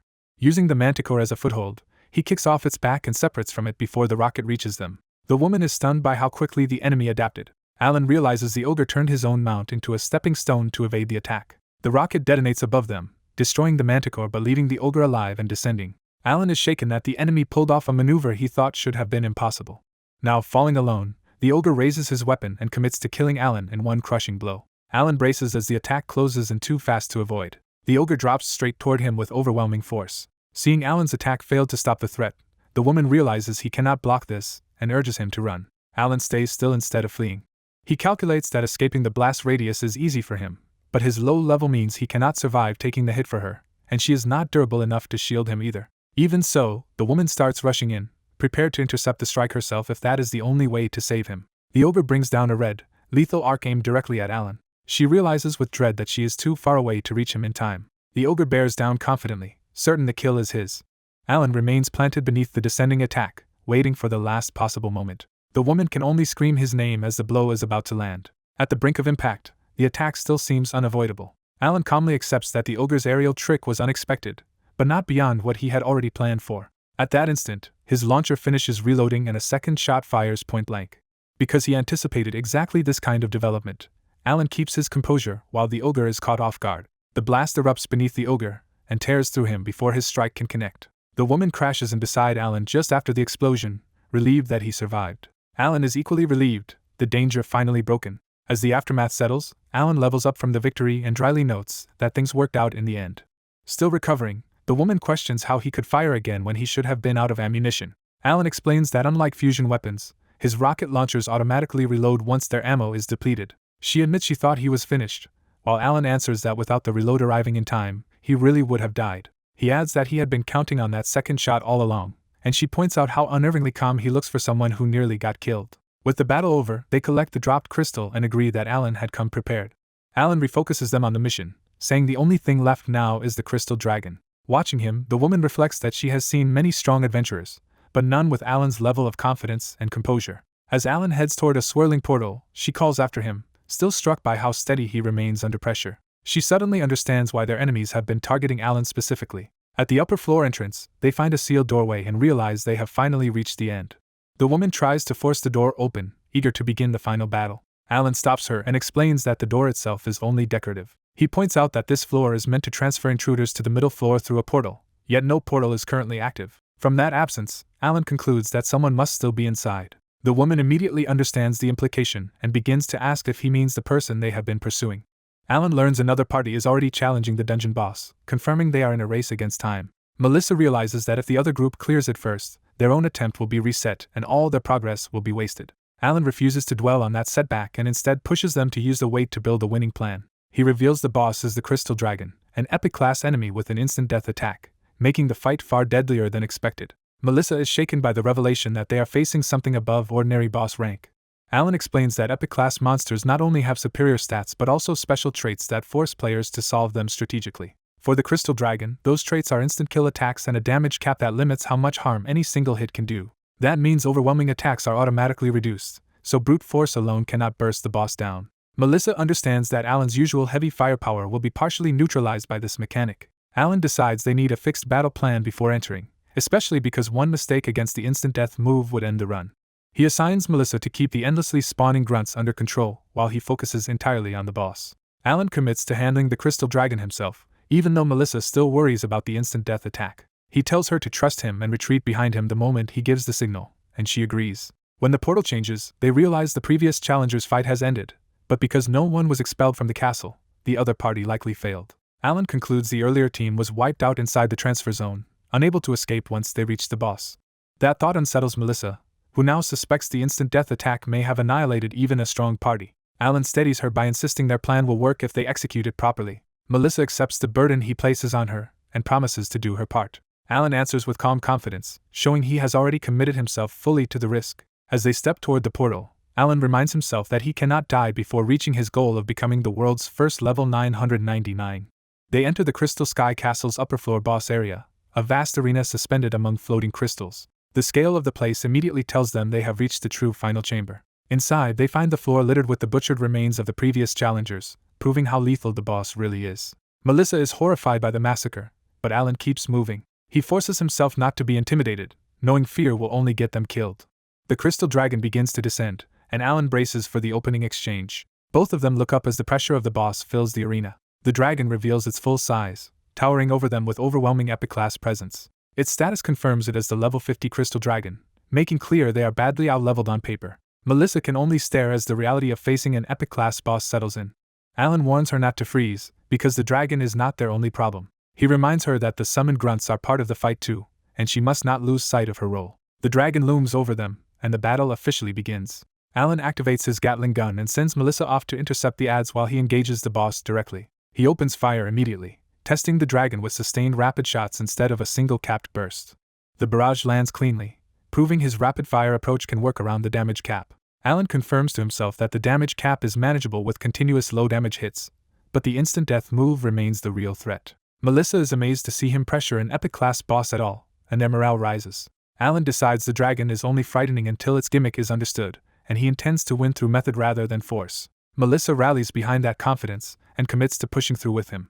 They fight in sync, with Melissa unleashing magic while Alan keeps the boss pinned under gunfire. The Gatling gun continues chewing through the dragon's health as Alan maintains pressure. Then the weapon runs dry, abruptly ending his suppression at the worst possible moment. The dragon instantly shifts posture, signaling that it is about to use its killing move. Alan recognizes the tell at once and realizes the instant death attack is coming now. He orders Melissa to retreat behind him immediately, and she obeys without hesitation. The dragon gathers a dark sphere in its mouth, charging the fatal breath attack. It unleashes Death Breath, Black Death Flame, a direct instant kill blast aimed straight at them. Alan refuses to panic and throws himself into crafting a counter on the spot. He rapidly constructs something from the ground as the death flame bears down on them.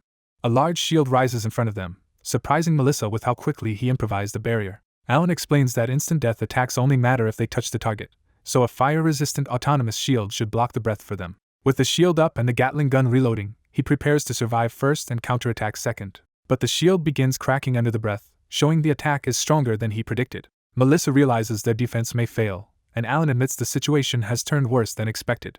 He sees that fire resistance alone is not enough because the shield lacks the durability to endure the full blast. The dragon keeps pouring out the death flame, steadily breaking through their only protection. As the barrier nears collapse, Melissa can only watch the last line of defense give way. Alan understands that stacking more of the same shields will not guarantee survival, so he needs a completely different answer. Before he can act, the shield finally shatters and the blast tears through the space in front of them.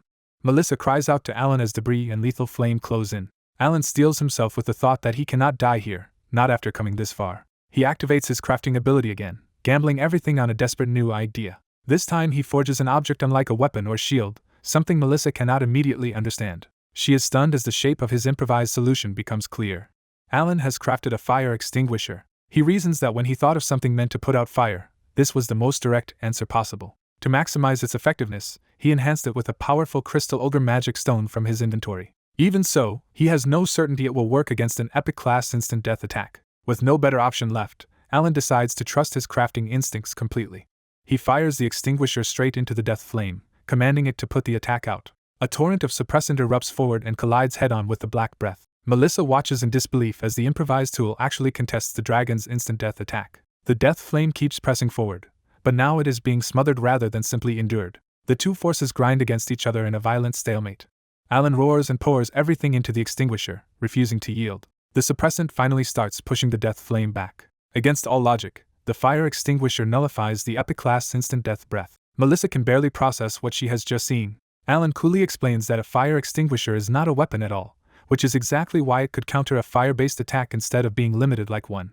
With the crisis over, he declares that it is time to strike back. He grabs the reloaded Gatling gun and resumes the offensive before the dragon can recover. The renewed barrage tears into the crystal dragon and drives its health down sharply. Melissa sees the plan succeeding and rushes back in with renewed confidence. The dragon reels in pain, its body destabilizing under the sustained assault. Alan tells Melissa to ignore the lesser enemies and help him finish the boss immediately while it is vulnerable. She answers without hesitation and commits to the final push. Melissa unleashes a concentrated spell to support Alan's finishing burst. Alan keeps the Gatling gun roaring, synchronizing his attack with hers. Their combined assault cuts the dragon's health nearly in half again, pushing it to the brink.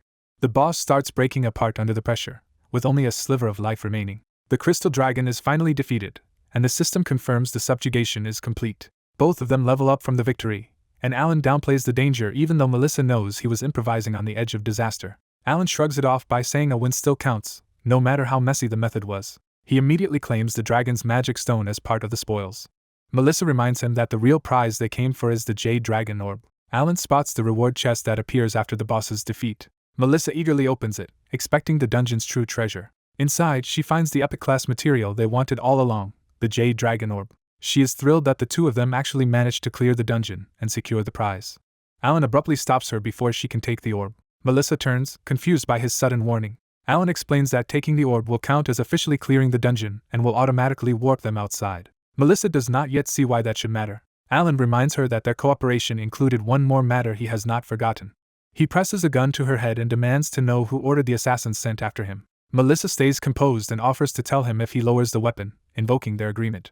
Alan eases the immediate pressure, though he remains wary. He makes clear that he still expects the truth about the person behind the assassination attempt. Melissa gathers herself while Alan stands over her with the gun still in hand. For a moment she seems genuinely unsure how to answer. Then she admits she does not know the specific individual who placed the order. Alan instantly raises the gun again, taking that answer as possible deception. Melissa hurriedly insists she does know which larger organization is behind it, and asks him not to act rashly. Alan pauses just long enough to hear her out. He agrees to listen for now, but only if the information proves useful. Alan asks which organization targeted him, and whether she means some particular clan. Melissa says it is not a mere clan but something far bigger. She names the Adventurers Guild as the organization he should be looking at. Alan is stunned by the accusation.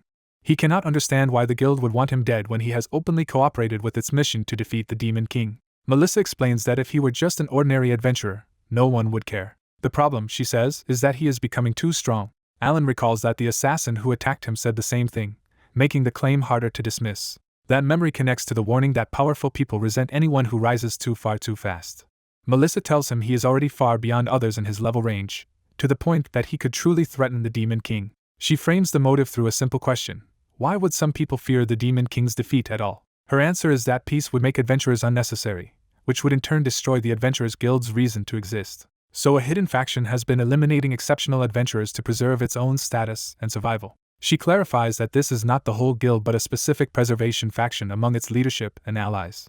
Alan immediately asks for the head of that faction, thinking the problem can be solved by removing its leader. Melissa warns that it is not that simple because no one clearly knows all the members involved. Since they are not openly allied with the Demon King, they avoid obvious sabotage and instead work quietly from the shadows. She broadens the threat beyond guild executives to merchants, clergy, undertakers, tavern owners, and anyone whose status depends on the current war continuing. Alan realizes the conspiracy could spread through the entire support structure around adventurers, making it far larger than a single target.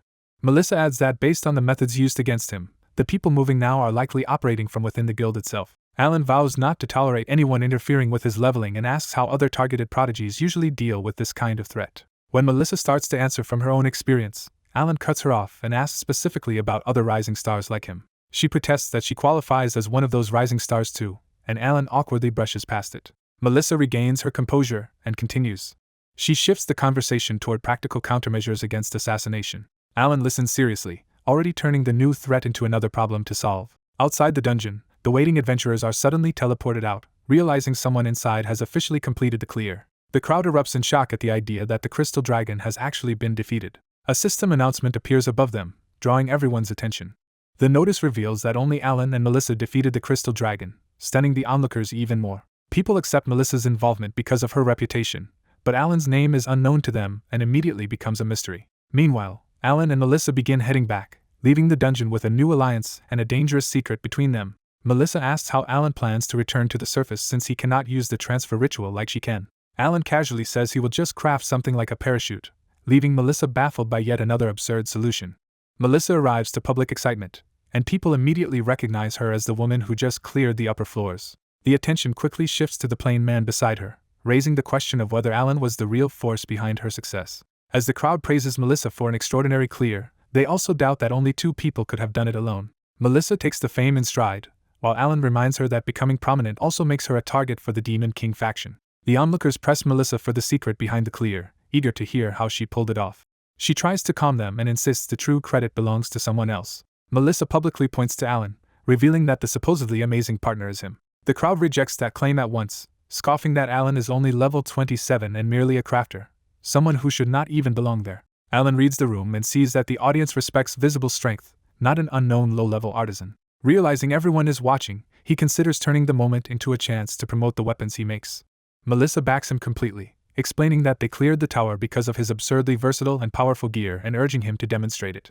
Alan almost goes along with it, but stops himself before exposing too much. Instead, he cuts Melissa off and downplays everything, claiming he is just an ordinary level 27 crafter. He goes further and credits Melissa alone with defeating the Crystal Dragon. To the crowd, Alan frames himself as dead weight who only came along for puzzle support, and would have been eliminated immediately without her. Melissa is caught off guard by how thoroughly he is erasing his own contribution. She watches him in confusion, unable to understand why he is doing this. Alan decides that drawing attention now would only invite dangerous scrutiny, so he abandons the chance to advertise his work. Melissa studies him more carefully and begins to grasp his reasoning. She realizes he is deliberately pushing all the credit onto her so the Demon King faction will overlook him. Trying to help anyway, she blurts out that his magic and crafted equipment are extraordinary and far beyond what a typical sorcerer could manage. Almost immediately, she catches herself and tries to stop before exposing him further. Even as she protests, she admits inwardly that she spent the whole expedition being carried by him. The story then shifts to the royal capital after their return. In the city, the two part ways. Melissa plans to exchange the magic stones at the guild, while Alan says he has no reason to visit the inn. Alan explains that he needs the magic stones as materials for his crafting. Melissa says goodbye, but his blunt response leaves her dissatisfied and wanting something less cold. When she pushes for a warmer farewell, Alan can only think that she is being troublesome. Melissa finally identifies what has been bothering her about their exchange. She points out that she got what she wanted from him, while he only gave her vague information and received little in return.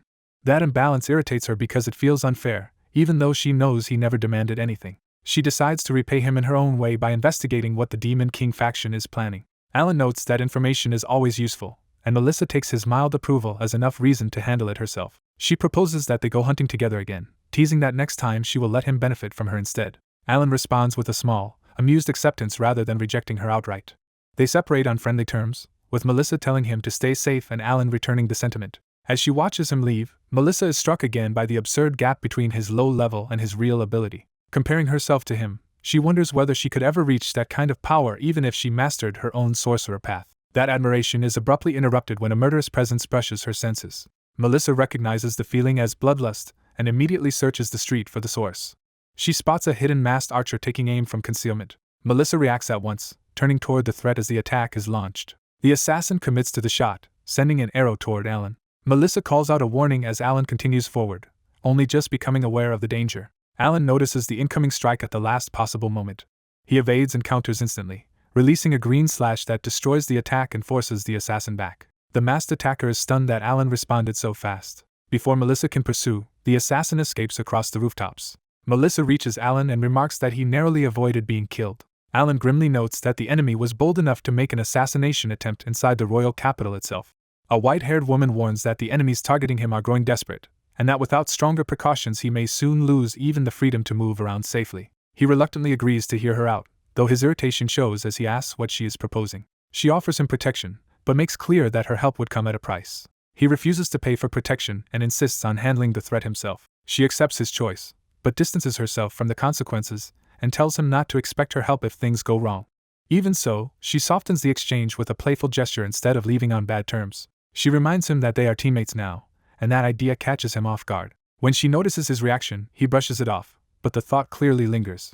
She admits that because he is a man she cannot fully forgive him, yet she still does not want him killed by an assassin. He answers with absolute confidence that he will survive until he reaches level 999. His absurd certainty amuses her. She parts from him on friendly terms, waving as she heads off. Left alone, he keeps turning over what she said about being teammates. He reflects that in the previous world he had no reason to care about soul level, and after being isolated and betrayed there, he assumed he would always remain alone. Remembering moments of fighting alongside others, he begins to think companionship may not be such a bad thing after all. Still, he immediately rejects the idea for himself. For now, he decides his priority is dealing with the assassins still after him. The next morning, he heads into town with a new objective. He notes that he never expected to come to this place, but the Demon King faction has forced his hand. He arrives before a large stronghold tied to adventurers and clan activity. Seeing the emblem, he realizes this is the clan association. He steels himself as he looks up at the building. He recalls the woman's advice from the day before, given right after they defeated the Crystal Dragon. Her proposed countermeasure was simple: join a clan. He had questioned the idea at first. She began explaining, but he cut in to show he already understood what a clan was. What he wanted to know was how joining one would actually protect him. She compared it to animals in a group, where numbers alone discouraged predators from attacking. Building on that, she recommended a large, high-ranking clan, since major clans are usually backed by influential people. That mention of powerful backers made him take the idea more seriously. He remembered hearing that the heads of the Adventurers Guild often favor particular clans. Her conclusion was that a clan could give him both safety and access to information at the same time.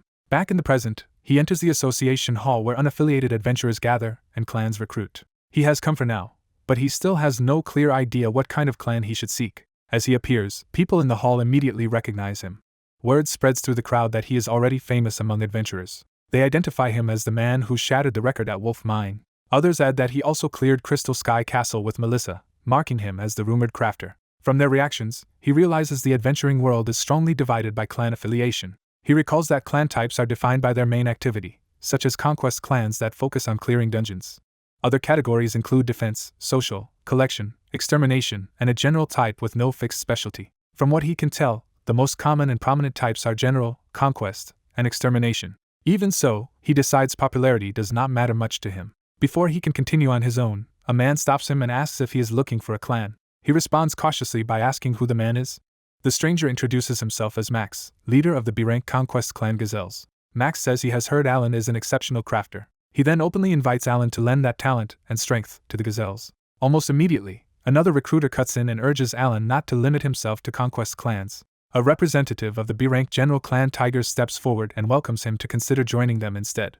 Alan is stopped from leaving as people crowd around him, trying to pull him into their own clans. The gathering turns chaotic enough that onlookers realize multiple clans are openly competing over him. Rumors spread that despite Alan being only level 27, he must be hiding some extraordinary advantage. Instead of backing off, the surrounding recruiters decide there is no harm in pressing him harder. Offers pile up at once, with even lower-ranked clans trying to tempt him with status, numbers, and personal incentives. Alan cuts through the noise and demands silence so he can answer on his own terms. Once the room settles, he acknowledges the offers without encouraging any of them. He reveals that he will only consider joining a defense clan ranked A or higher. That condition shocks the nearby recruiters, who had not expected him to target such a specific and elite branch. Alan confirms he means exactly that. His reasoning is strategic.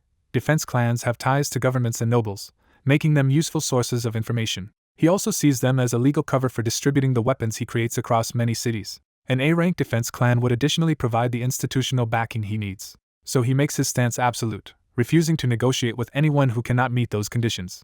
That uncompromising demand leaves the nearby hopefuls speechless. As the crowd begins to thin, Alan remains in place and waits to see whether anyone qualified will step forward. He notes that the candidates are disappearing faster than expected and realizes none may remain. Just then, one last figure approaches and claims to be the only one left who fits Alan's terms. Alan immediately asks the newcomer to identify himself. The man introduces himself as Flynn, and his level alone marks him as overwhelmingly powerful. Flynn then reveals he is the master of the A-rank defense clan Holy Guardian. Alan recognizes how exceptional that level is, even by the standards of the information network he knows. Still, he questions whether Holy Guardian is truly a defense clan, since Flynn's presence feels more martial than protective. A bystander suggests Alan could start with a trial membership, making it easier to leave if the clan proves unsuitable. Seeing the practical advantage, Alan agrees to join on a trial basis if that option is available. Flynn accepts without resistance, saying compatibility matters more than forcing a commitment. Alan receives a formal invitation to join Holy Guardian. He accepts the invitation and officially enters the clan under trial terms. The two seal the arrangement with a handshake, and Flynn welcomes Alan into Holy Guardian. Flynn immediately takes charge and brings Alan to the clan headquarters, promising a full explanation there. Alan is led to an impressive headquarters that reflects the clan's rank and resources. Inside, Flynn begins the real briefing once they are seated in private. He first checks whether Alan understands the basic role of a defense-type clan.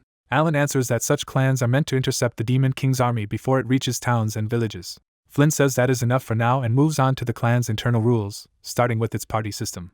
When Alan hears members operate in three-person teams, he immediately asks whether going solo is forbidden. Flynn confirms that solo activity is not allowed. Alan privately sees that restriction as a serious problem because fixed parties would slow his leveling.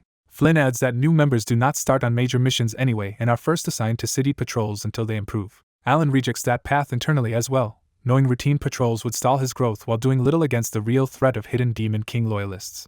After finishing the explanation, Flynn asks whether Alan has any questions. Alan concludes he cannot remain under these conditions, though he still wants access to defense missions and the chance to distribute his weapons. Sensing Alan's dissatisfaction, Flynn presses him to say what is wrong. Alan decides that if he wants what he came for, he will have to negotiate immediately. He states that he has no questions about the rules, only a request. Alan asks to be assigned to defense missions instead of city patrol duty. Flynn refuses at first, insisting that active members must follow the clan's established rules. Alan accepts that principle in theory, then argues that an exception should be made if he can prove his ability. Intrigued, Flynn asks how Alan intends to prove himself. Alan answers with a direct challenge. They should duel, and if he wins, Flynn must grant his request. A scarred blonde clan master greets the situation with a confident, unreadable calm. When Alan offers himself with unusual eagerness, the master immediately signals that he is not interested. He makes the refusal explicit and leaves no room for misunderstanding. Alan presses him for the real reason behind the rejection. The master answers bluntly that recruiting Alan offers him no benefit. He adds that he does not even know what Alan can do and warns him not to waste time with another appeal. Alan accepts the dismissal without clinging to the opportunity and starts to leave the rank clan office. He decides there is no point arguing with someone who has already judged him. Before he can go, the master notices that Alan's prospective party has arrived. He clarifies that the newcomers are the two members assigned to Alan's party. The pair enter respectfully, while the master checks whether Alan is meant to be their third member. Alan turns back, caught off guard by the sudden change in plans. The master introduces the two lancers, Naoki and Hina, as Alan's teammates. Naoki greets Alan casually, already treating him like the rookie of the group. Hina welcomes Alan more politely and gives her name and level. Alan is stunned that these two are supposed to be his partners. When he questions why party members are not closer in level, The master explains that even his rank clan has to work with what it has. Naoki immediately doubts Alan's usefulness, judging him weak and far below their standard. Hina reins Naoki in, making it clear that openly insulting their new teammate is out of line. The master counters Naoki's skepticism by noting that Alan may be low level, but he has a reputation.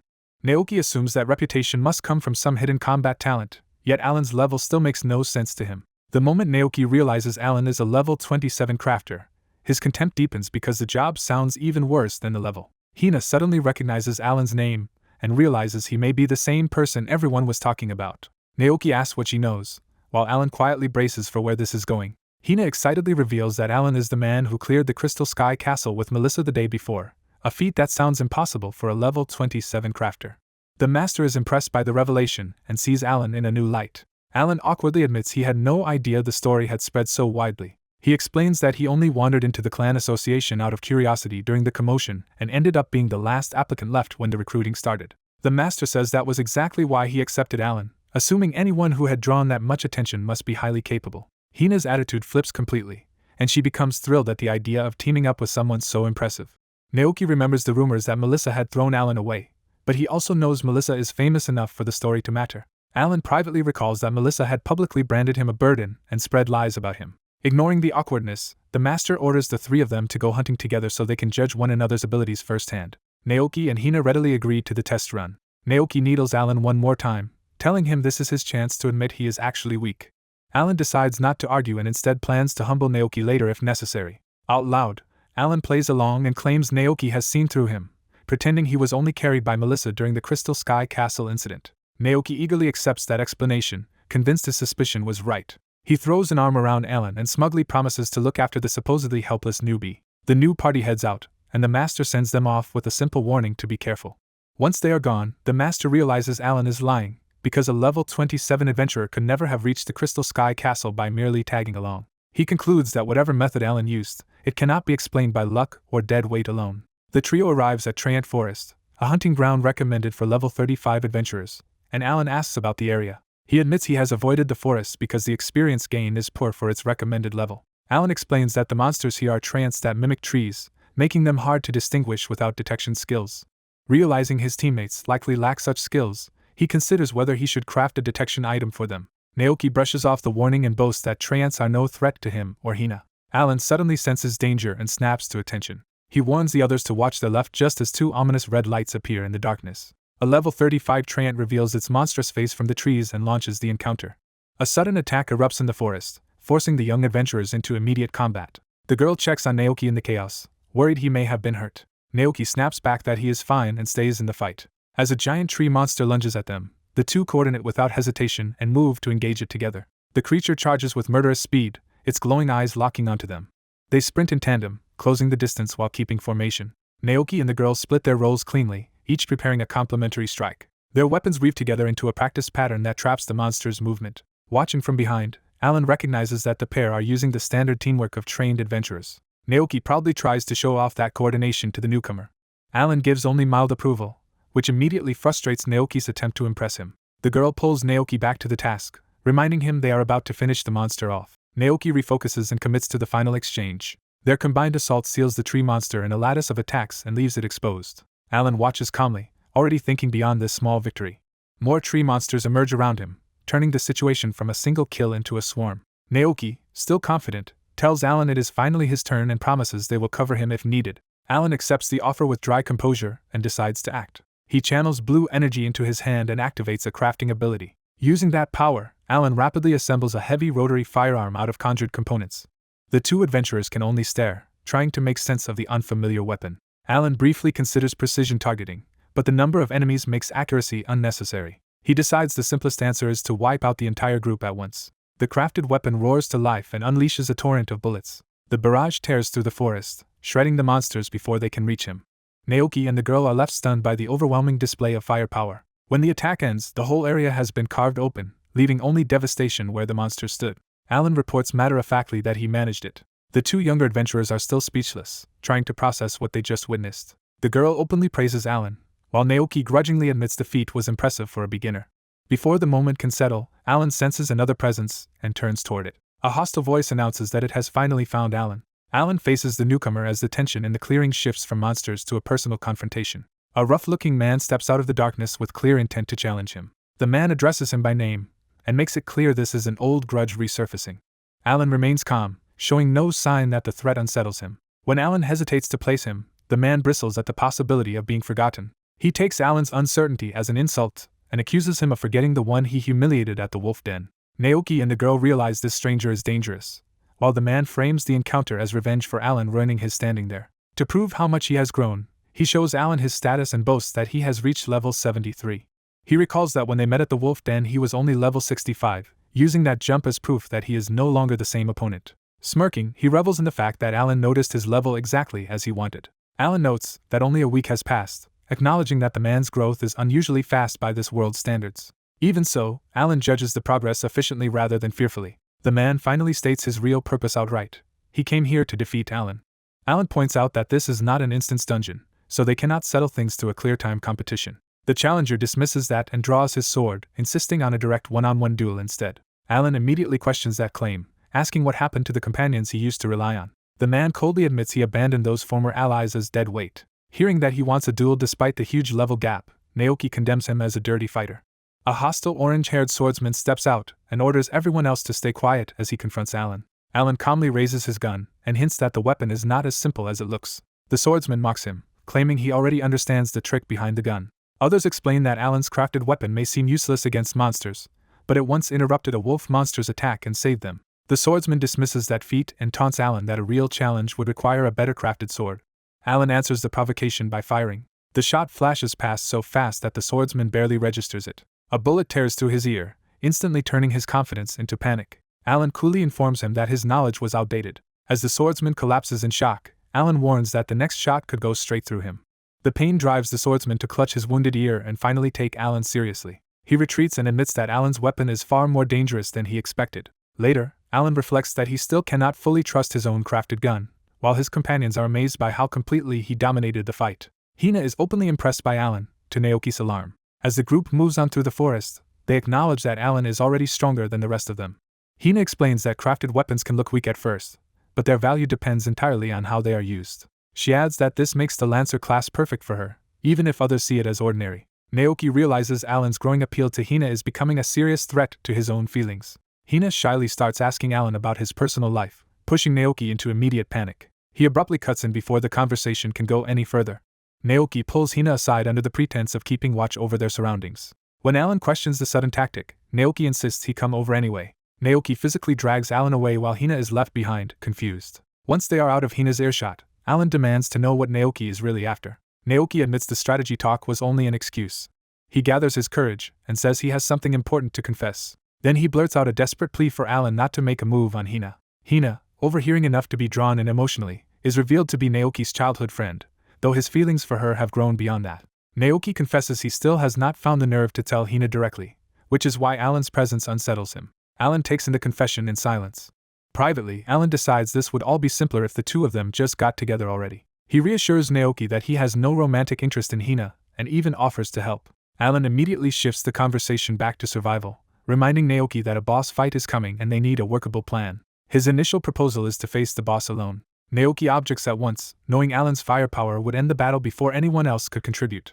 Alan clarifies that crafted weapons have limited uses, so he intends to conserve strength by having Naoki and Hina wear the boss down first. He identifies the Trained King's weakness as low mobility, making it manageable as long as they avoid its attacks. Relieved and grateful, Naoki enthusiastically accepts the plan and clings to Alan and thanks until Alan pushes him off. The group regathers with Hina and heads out together to challenge the boss. They finally come face to face with the towering Trained King, whose glowing eyes and monstrous size make the threat unmistakable.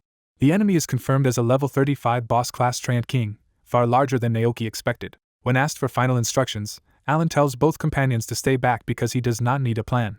Hina remains close behind him, trusting his lead despite the danger. Naoki, still worried on multiple fronts, urges Alan not to let Hina become too attached to him. Ignoring the distraction, Alan activates his crafting ability again. He forges a new firearm, an assault rifle designed to fire many rounds rapidly for a short time. Alan notes that he reduced the weapon's power because he could not fully stabilize it, but its attack strength should still be enough. His companions realize he has produced yet another type of gun, expanding their sense of what his class can do. Alan introduces the weapon as an assault rifle and prepares to use it in close combat. As the Treant King attacks, Alan rushes forward and decides to bring the boss down with sustained rapid fire. A monstrous tree spirit reveals itself in the forest, its 3 glowing eyes marking it as a dangerous enemy. Hina is caught off guard by the creature's appearance and the sudden threat. Naoki panics when his attack setup fails, realizing he could lose at this rate. Trying to salvage his pride, Naoki charges in and tells Hina to leave the fight to him. He reassures her that everything is under control and doubles down on acting brave. Hina is moved by the display and starts seeing him as a would-be hero. Naoki launches a flashy assault, smashing through the creature's wooden attacks with his spear. He throws himself into the attack with a loud, reckless burst of confidence. His strike lands hard against the trunk, making it seem like he has the upper hand. Watching him fight, Hina is impressed and openly admires Naoki. Alan stays calm and notes that this is about what he expected from their leader, and that the fight should still turn out fine. Naoki basks in the praise and keeps pressing forward, convinced he really is dominating the battle. Emboldened, he taunts the Treant King for being less impressive than expected. The monster immediately punishes his carelessness by trapping his leg with a branch. Naoki realizes too late that he has made a serious mistake.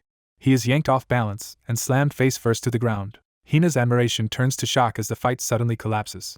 Alan can only stare in disbelief at how badly Naoki has fumbled the situation. The Treant King lunges in for the kill, while Naoki is still vulnerable. Pinned in the center of converging spikes, Naoki is left with no way to escape on his own. Hina starts forward in alarm, but the crisis is already moving beyond her. Naoki cries out as death seems certain. Alan finally intervenes, summoning a crackling weapon and deciding the spectacle has gone on long enough. With dry contempt, he calls Naoki's performance painful to watch and fires. The shot obliterates the Treant King in a single blast, ending the battle instantly. Naoki is left stunned and singed by the overwhelming force of Alan's attack. Coughing on the ground, he can only watch as the aftermath settles and a glowing drop appears from the fallen boss. Alan picks up the reward as a level up confirms his effortless victory, then casually asks Naoki if he can still stand. Hina is astonished that Alan erased the Treant King in one hit. She rushes to his side, eager to know how he pulled off something so incredible. Naoki can only grit his teeth as attention shifts away from him. Still trying to protect his ego, he protests that Alan should not have interfered because he supposedly had the fight under control. Alan accepts the complaint without argument, but Hina immediately scolds Naoki for responding so badly after being saved. Her barrage of insults crushes what little dignity Naoki had left. She apologizes to Alan for Naoki's rudeness, while Alan quietly wonders if she is being a bit too harsh. Even so, Alan recognizes that Naoki was trying to impress the girl he likes, though he still knows the result speaks for itself. Hina praises Alan as amazing, saying that even if he struggled at first, he still brought the fight down with ease in the end. Naoki is devastated as Hina's admiration shines entirely toward Alan now. Alan corrects her by explaining that Naoki had already cornered the monster before he stepped in. He insists the victory should really belong to Naoki because he only delivered the finishing blow. Naoki eagerly seizes that opening and claims he had basically won already, while Alan downplays his own role. Hina turns to Alan again, clearly affected by his modesty. Overwhelmed by how humble and composed he is, she throws herself at him and praises both his strength and maturity. Her admiration quickly becomes flirtation as she says she wants to know him better and suggests they spend time together after returning to town. Naoki is so crushed by being completely outclassed that he looks ready to lose his soul. As Hina clings to Alan, Naoki can only stand nearby and suffer through the humiliation. Later, the three report back to the Holy Guardian clan headquarters. Their superior immediately asks for Alan's performance assessment. Before Alan can answer, Hina excitedly boasts that he was incredible, beat the boss in an instant, and even scared off a level 73 swordsman. Alan begins explaining that the swordsman was someone who had tried to pick a fight with him at the Wolf Mine a week earlier.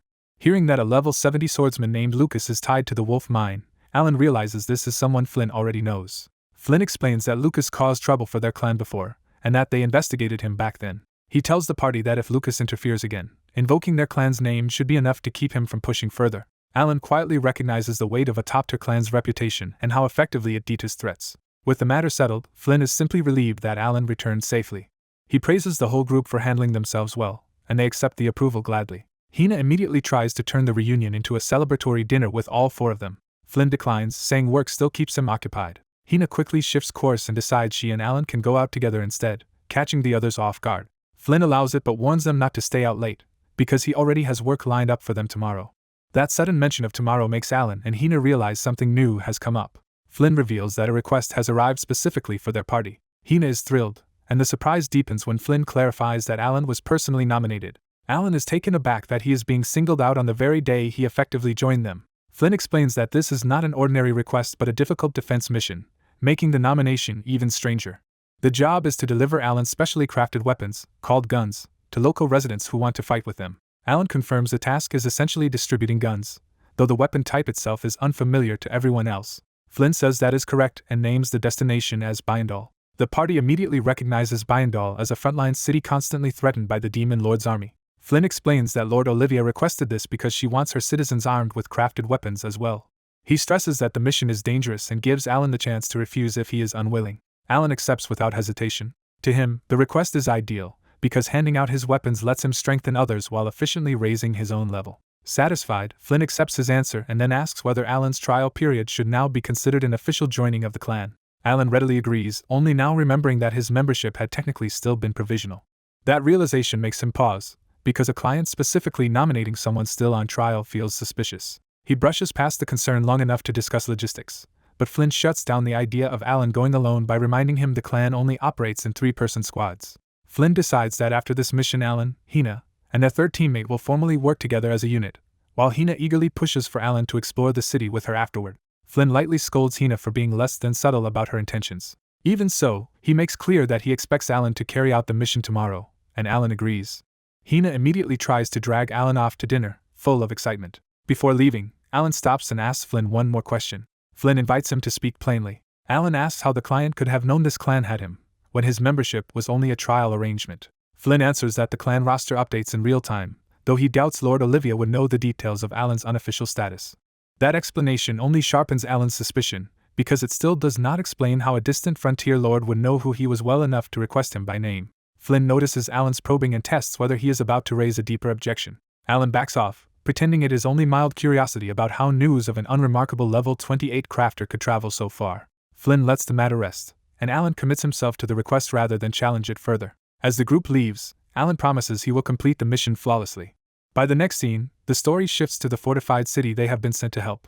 On the way there, Hina notices Alan has grown unusually quiet, but he dismisses her concern. Privately, he keeps turning over the same conclusion. Being specifically chosen right after joining is far too suspicious. He begins to wonder whether Flynn himself might be connected to the remnants of the faction that once defeated the Demon King. The party arrives at the walled city of Byandale. They enter by teleportation and announce their arrival. At first they simply confirm they have reached Byandale, with Hina still focused on showing Alan around later. But the city immediately feels wrong, with empty streets and an eerie stillness. Alan notices there is no foot traffic at all and that even the shops are closed. Seeing exhausted soldiers slumped along the walls, he realizes the city is already worn down and in far worse condition than expected. Alan immediately realizes their situation has turned dangerous. Before the group can settle, guards warn that something has broken through behind them. Alan and his two companions turn to find armed men retreating from the gate as a new threat closes in. A heavy presence approaches from the wilderness, confirming the warning. One of Alan's companions understands at once that this is far beyond what they expected. A level 55 boss-class giant lizard emerges, bringing a dungeon-level monster into the open field. The girl is stunned that a boss-class creature has reached this far outside. The guards brace themselves, knowing the monster is about to attack. The giant lizard lunges straight at the party, scattering everyone before it can crush them. Alan instantly crafts a firearm in a burst of blue energy and prepares to fire. Calm even in the ambush, he takes aim and dryly notes that attacking someone mid-teleport is poor manners. He flips into position and fires, unleashing a blast powerful enough to engulf the monster in a massive explosion. Alan lands smoothly as the giant lizard is erased in a single overwhelming strike. The bystanders can barely process what they just witnessed. His companion blurts out in disbelief that the impossible has already happened. Even the guards are left staring at the aftermath, shocked that one shot killed the boss and wondering what kind of weapon Alan used. As praise starts to rise around him, Alan cuts it off, sensing the danger is not over yet. That warning proves correct as another disturbance erupts nearby. A flock of mud gas streamies suddenly charges in as fresh monsters join the attack. Alan recognizes the pattern immediately and concludes that reinforcements have arrived. At the same time, a new enemy announces himself with open hostility. A mounted warrior crashes into the battlefield, forcing everyone's attention onto him. He attacks with a crimson, bird-like power, making it clear he is far more dangerous than the monsters. Bloodied but composed, the rider reveals himself as someone who has already fought hard to reach Alan. Facing Alan across the ruined field, the rider identifies him as the crafter Lord Alan and demands confirmation. He introduces himself as Gordo, captain of the Royal Guard. Gordo explains that he was sent by Lady Olivia to receive Alan and his party on her behalf. Alan notes that Gordo's status is concealed, marking him as someone whose true strength is being deliberately hidden. With the immediate crisis settled, Gordo directs Alan's group to board the carriage waiting inside the gate. Alan's companions brighten at the sudden shift from battlefield chaos to formal treatment. As they approach the ornate carriage, They realize they are being welcomed with exceptional privilege. Gordo admits the lavish reception reflects how much Alan is expected to matter, because the kingdom's finances are collapsing under war costs. He explains that Lady Olivia hopes Alan's crafted weapons can break the current military stalemate and restore the kingdom's position. Alan accepts the explanation without protest. He decides that if such hopes are being placed on him, he will have to prove worthy of them. Privately, however, Alan remains focused on a deeper mystery, wondering where the hidden manufacturing facility behind the recent attacks is located. Elsewhere, the scene shifts to a meeting room at Adventurers Guild headquarters.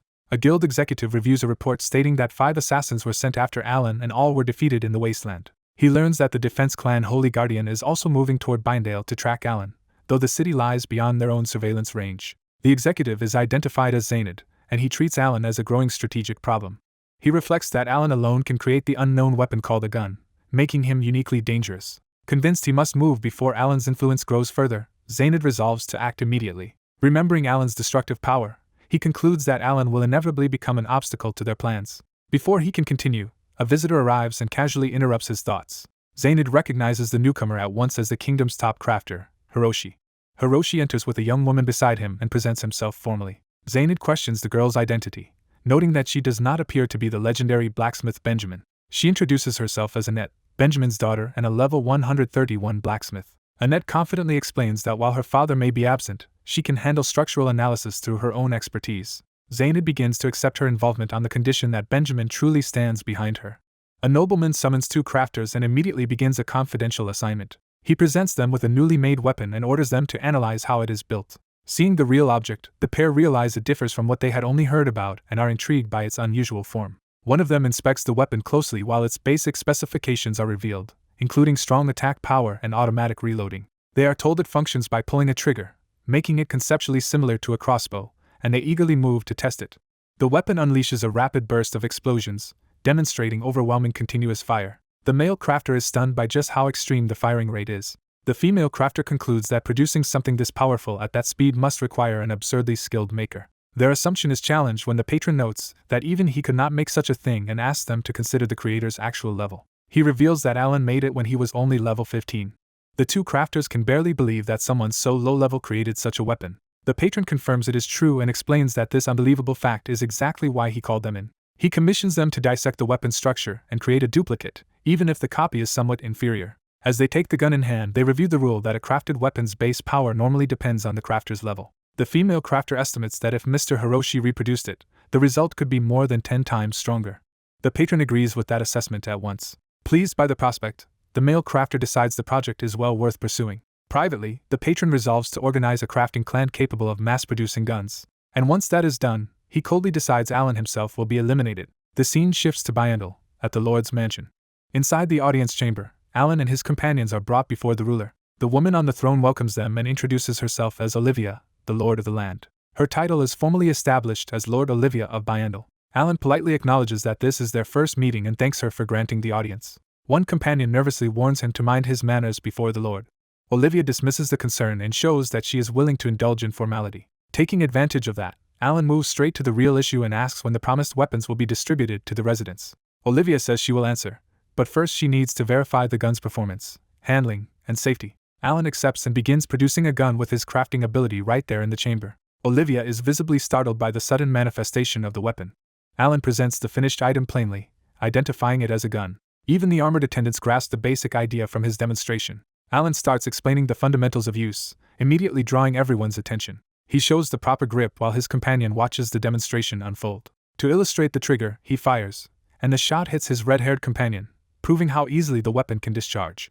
The victim protests, while Alan matter-of-factly admits that the gun is so easy to fire it can go off by accident. Rather than being alarmed, Olivia is delighted because that very ease of use means even ordinary residents could operate it. She reasons that if civilians can shoot from behind walls, enemy soldiers would face far less danger in direct combat. One companion, troubled by that implication, asks Olivia a careful question. She bluntly asks why the residents themselves are being made to take part in the war. Olivia responds as if the premise should not be obvious and asks what she means. The girl explains that she assumed trained soldiers and the defense clans should have been enough, especially now that guns exist. Olivia reveals the core problem. Maintaining those defense clans is extremely expensive, and even royal subsidies are nowhere near sufficient. She explains that the city's tax revenue covers only a fraction of the necessary costs, so they have been forced to endure the burden. The permanent stationing of many defense clans and soldiers has pushed the city's finances to the brink. Alan summarizes the situation simply. They hired too many defenders and ran out of money. Olivia admits that guns could drastically cut those maintenance costs, and though she hates involving civilians, the economy has become an urgent crisis. When asked what urgent means, Alan clarifies that it means something critically important is happening right now. The girl is impressed by his quick explanation, and Alan brushes it off as obvious. Their red-haired companion notices the odd admiration and asks what is going on between them. Alan cuts off pleasantries and explains that despite his low level, he can craft dozens of weapons at once, so he began preparing immediately. The blonde woman accepts his reasoning and orders the weapons sent to the distribution point in the central plaza. Alan adds that he built in restrictions so the guns cannot harm humans, offering them for free if they help the war effort. She gratefully receives the rifle while the long-haired Lancer stands by as witness. The Lancer leaves the matter in her hands, trusting her judgment.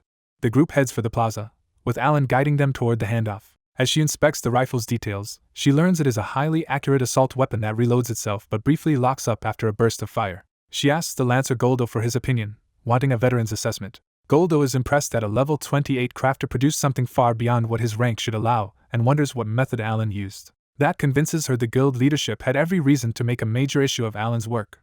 They review the principle behind it. A crafted weapon's final power comes from the crafter's own attack power, the weapon's base power, and any added restrictions.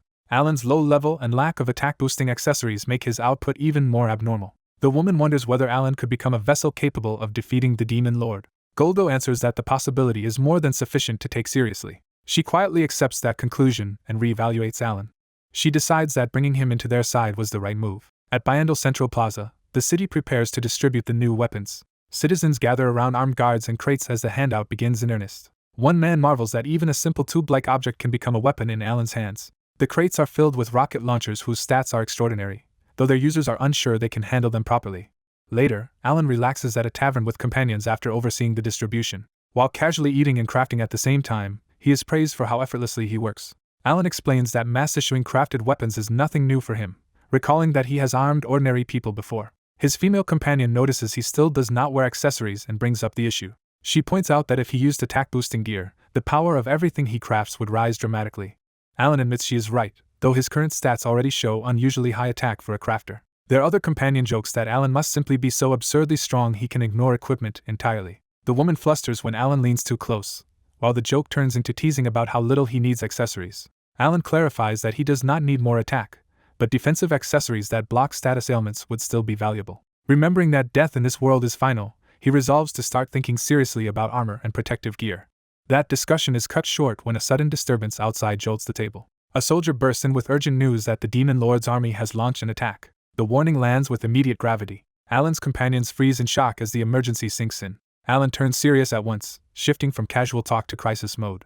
Outside, the enemy advance pounds toward the city with overwhelming force. A dark pressure spreads across the entire walled city as the invasion closes in. From the battlements, the defenders see a vast army filling the valley beyond the walls.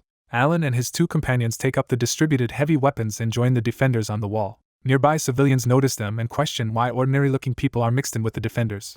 The answer only deepens the curiosity when the onlookers focus on the strange weapons they are carrying. Alan calmly demonstrates how to use the launcher, showing that it simply rests on the shoulder and fires with a trigger. His companions get carried away by the prospect of blasting the enemy, and Alan has to warn them not to mishandle the weapons. Watching from the side, a cloaked woman dismisses them as overexcited nobodies from some minor clan. A scan of the cheerful woman reveals she belongs to the Holy Guardian, a top-tier major clan. The cloaked observer notes that even if they are from such a clan, anyone stationed on this frontier is probably low-ranking.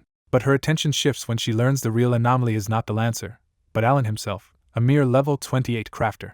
That revelation makes Alan the true object of suspicion and interest. Looking out over the battlefield, Alan confirms that the mass below is indeed the Demon Lord's army. He judges the enemy force to be absurdly large, with individual levels around 50, making the coming battle far more dangerous than expected.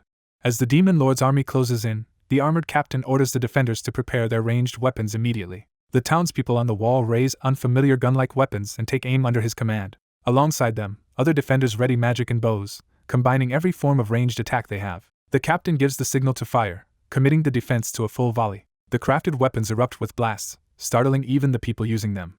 Explosive shots and arrows rain down together, detonating across the enemy force below. The sheer force of the barrage leaves the defenders momentarily stunned by what they have unleashed. A chain of explosions tears through the battlefield in a blinding wave. From the wall, the defenders realize the blast is far larger than anything they expected. Amid the chaos, Alan levels up from 28 to 30, confirming how many enemies the attack wiped out. The captain freezes as he begins to grasp the scale of what just happened. When the smoke clears, nearly half the enemy force is gone, with bodies strewn across the ground. As the weapons enter cooldown, the defenders anxiously ask whether they can be used again. Alan confirms the reload is complete, and orders everyone to fire a second round. The wall answers with another coordinated volley, and the defenders marvel that the demon army is being erased almost too easily. Watching the second barrage, even veteran observers admit they have never seen destructive power like this. The captain reflects that he knew crafted weapons were valuable, but never imagined they could devastate an army on this scale. Alan interrupts that all with a warning that the surviving enemies are still advancing and need immediate orders. Below, the remnants of the demon force keep pushing forward through smoke and fire despite the slaughter. The captain regains command, tells the residents to fall back, and has the archers prepare to finish the rest. The archers loose their arrows as ordered, taking over once the explosive weapons have done the decisive damage. From safety, onlookers conclude that a crafter from a major clan must be the real reason the city survived so easily. With the battle effectively decided, the captain raises a triumphant fist. He declares the demon lord's army defeated and announces the battle is over, to the residents' relief. Praise spreads through the city, and Alan is celebrated as the hero whose weapons turn the tide instantly. Afterward, a companion notices Alan is not happy despite the victory. She points out that reaching level 30 in one jump should be a huge success. Alan explains that based on his level and the number of enemies killed, he should have gained far more, but the level cap stopped him. That limitation reminds his companion of the beginner exam. They recall that once adventurers reach level 30, they must pass the beginner exam at the royal capital before they can level any further. Alan realizes this battle was a rare chance to wipe out enough enemies at once to gain many levels in a single event. He regrets that if the demon army had attacked just a few days later, he could have taken full advantage after the exam. Before he can dwell on it, a noblewoman named Olivia arrives with guards and publicly commends his work. Nearby residents gossip crudely about her while others hush them, showing how much attention her presence draws. Olivia explains that she came to witness the power of guns herself, and was astonished the battle ended so quickly. She also notes that the weapons Alan distributed to the city differ from the ones she personally received. Alan answers that given the situation, he specialized these weapons for wide-area attacks and sees no issue with that choice. Olivia agrees and says his intervention made it possible for the city to defend itself without relying solely on its residents. She then abruptly announces that all contracts with the defense clans will be terminated. The clans and bystanders are shocked by the sudden decision. Speaking as Holy Guardian, Olivia declares that Alan's crafted weapons will instead be used under a new arrangement worth triple his previous contract fee. Alan's companions erupt in excitement as he lands an enormous new deal. A defense clan member protests that canceling their contracts is too harsh and warns that weak clans like theirs will not survive it. Olivia coldly makes clear that their survival is not her concern. Her ruthless stance leaves the crowd reeling. She explains that the city can no longer justify maintaining contracts with clans that are no longer necessary for its defense. That statement turns the gathered residents against the clans, who are accused of having drained the city into poverty. The criticism intensifies as people call the clans useless and unworthy of the money they took. The crowd openly drives them away as thieves, making clear they have lost public support. Olivia departs with a casual wave, leaving behind a city whose power structure has just shifted in Alan's favor. A horned blonde woman dismisses a man's feelings and treats payment for teleportation as enough compensation for what they have done. Elsewhere, a displeased listener receives a formal thanks for the work, making it clear the gratitude does nothing to ease his resentment. Two young fighters reflect that they may have taken work from others in their profession, but only because the situation forced them to. The blonde woman cuts off their guilt and insists they should not worry while she is there to take responsibility. She points out that some craftsmen and laborers lost business, but the city as a whole has been protected thanks to Alan and his allies. By reminding them of the citizens' relieved faces, she reframes their actions as something that restored hope rather than caused harm. She urges them to take pride in that success and keep helping every city resist the demon lord's army. Encouraged by her words, the two answer with renewed resolve. Nearby, a burly man overhears the claim about helping every city and begins to brood over what that would mean. He realizes that if Alan's tube-like weapons spread widely, his own weapon business will collapse. At the same time, Alan heads off with one of the weapons, planning to return to the royal capital quickly and restart production. Someone consumed by malice blames Alan alone for the current situation.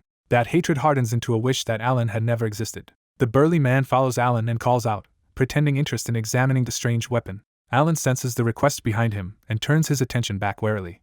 The pursuer's forced friendliness slips into a dangerous grin, revealing hostile intent. Without warning, he kicks Alan from behind and sends him over the edge of the wall. The nearby young fighter sees Alan hurled away and freezes in shock. The blonde woman immediately recognizes the gravity of what just happened. As Alan plummets, the attacker coldly decides the fall will solve his problem before Alan's weapons can spread. He openly thinks that Alan should simply die there to protect his own interests. The sudden betrayal is replayed in the witnesses' minds as the reality of the attack sinks in. The young fighter can only stare as Alan disappears beyond the ledge. Below, Alan continues falling toward the ground with no obvious way to stop it. Mid-fall, Alan curses the attacker and tries to understand the abrupt ambush. Above, his companions panic and shout for Alan to do something before he hits. Refusing to accept death, Alan decides he will survive even in this impossible situation. His resolve sharpens into a plan at the last possible moment. He fires the weapon downward beneath himself instead of at an enemy. The blast erupts against the ground and cushions the impact by throwing force back up at him. Watching from above, the attacker is stunned that Alan used the ground itself to save his life. The blonde woman and her armored companion are equally taken aback by Alan's improvisation. Alan crashes hard but survives as the explosion tears up the area around him. His two younger allies rush down to him, fearing the worst, and find him still standing. Alan explains that he cancelled the fall's force with the weapon's blast wave, though he has no desire to repeat the stunt. The explanation leaves the others struggling to believe such a maneuver was even possible. The blonde woman and her companion continue watching in tense silence, reassessing Alan's capabilities. The young woman offers Alan a healing potion, trying to help after the near-fatal fall. From above, the attacker sees Alan alive and talking, and his failed murder attempt turns into fresh alarm. Alan turns back toward the wall with a dangerous calm, clearly preparing to retaliate. The attacker feels that shift immediately and starts to falter. Alan creates a circular platform beneath himself and orders the others to stay back. Using the construct like a launch pad, he propels himself straight back up toward the top of the wall. He lands in front of the attacker so suddenly that the man is left stunned. Face to face with Alan again, the attacker finally grasps how badly he has misjudged him.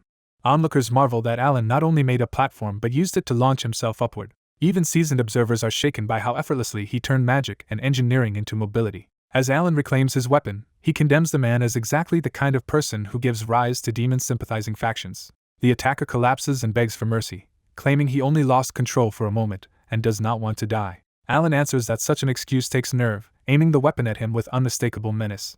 As the survivor is about to be executed, a bystander intervenes and forces everyone to pause. Alan immediately challenges the interruption, demanding to know why he is being stopped. The woman warns that killing a helpless man now would turn Alan into a criminal. Alan argues that the man tried to kill him and that this should count as self-defense, but she insists that excuse no longer applies. She adds that their flawless, casualty-free victory should not be stained by an unnecessary killing.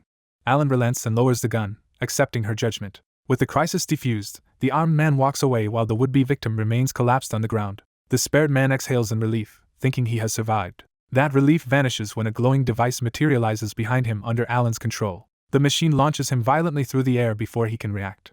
The woman is caught off guard by Alan's sudden workaround. Alan calmly explains that it is only a weak prototype catapult. As the man screams mid-flight, Alan remarks that the design still needs improvement. A second construct appears at the landing point to complete the setup. Instead of dying, the man crashes into a huge cushion that absorbs the impact. He lies there stunned, barely understanding that he is still alive. The others confirm that Alan spared him after all, though in a humiliating way. Alan warns the man that this is mercy for now and orders him to stay down. The shaken survivor drops to his knees and apologizes sincerely. As Alan leaves, he reflects that preventing reckless attacks like this is difficult.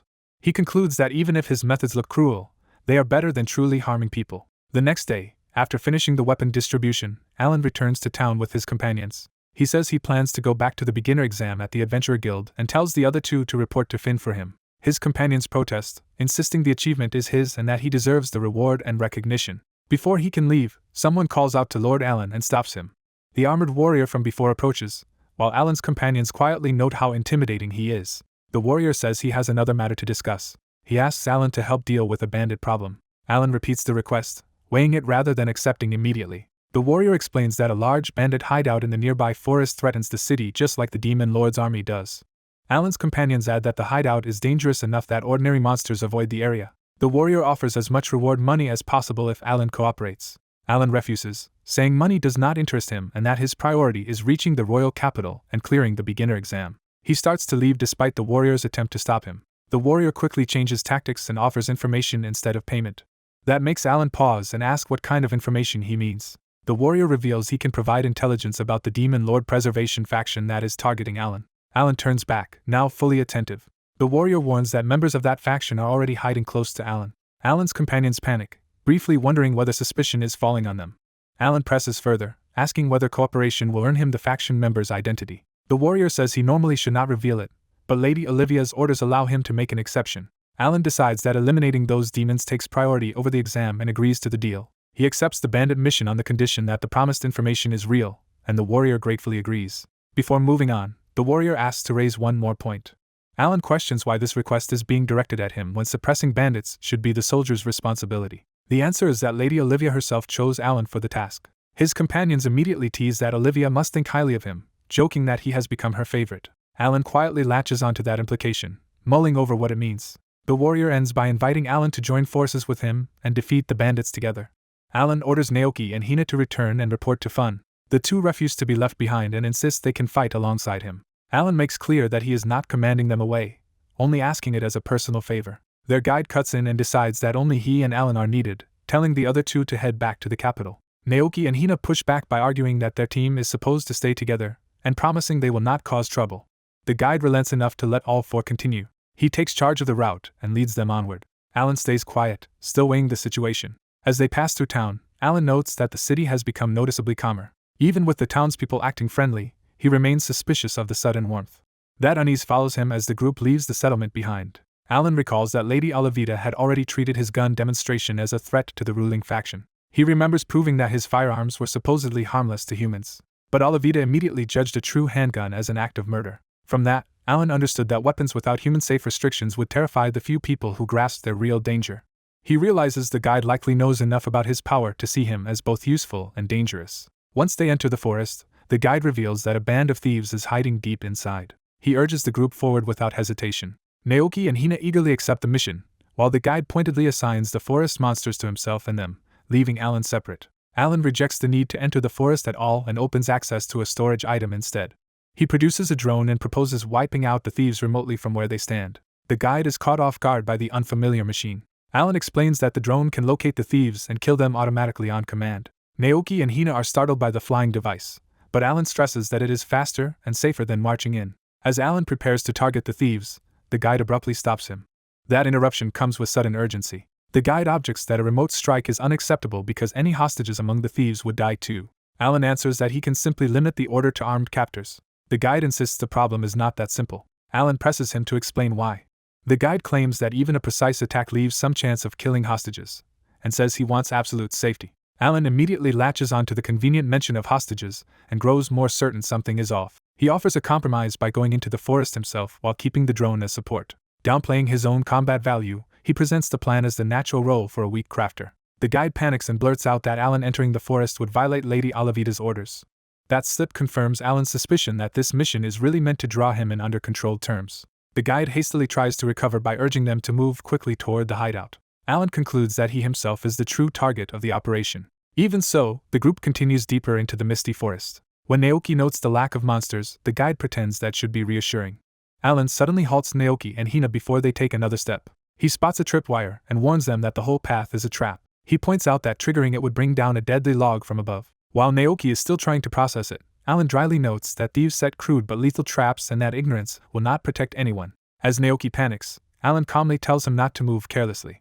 He cuts the wire with a tool and remarks that traps made with this world's technology are manageable. The suspended log crashes harmlessly once the trap is disarmed, and Alan remains completely composed. He walks on as if even worse hazards would not matter, leaving Naoki and Hina baffled by his confidence. Behind them, the guide watches Alan with growing tension as his control over the situation slips. At last the guide indicates a cluster of buildings ahead and identifies it as the thieves' hideout. While hiding in the forest, the group realizes the enemy has noticed them and wonders whether the armored man can defeat the observer watching them.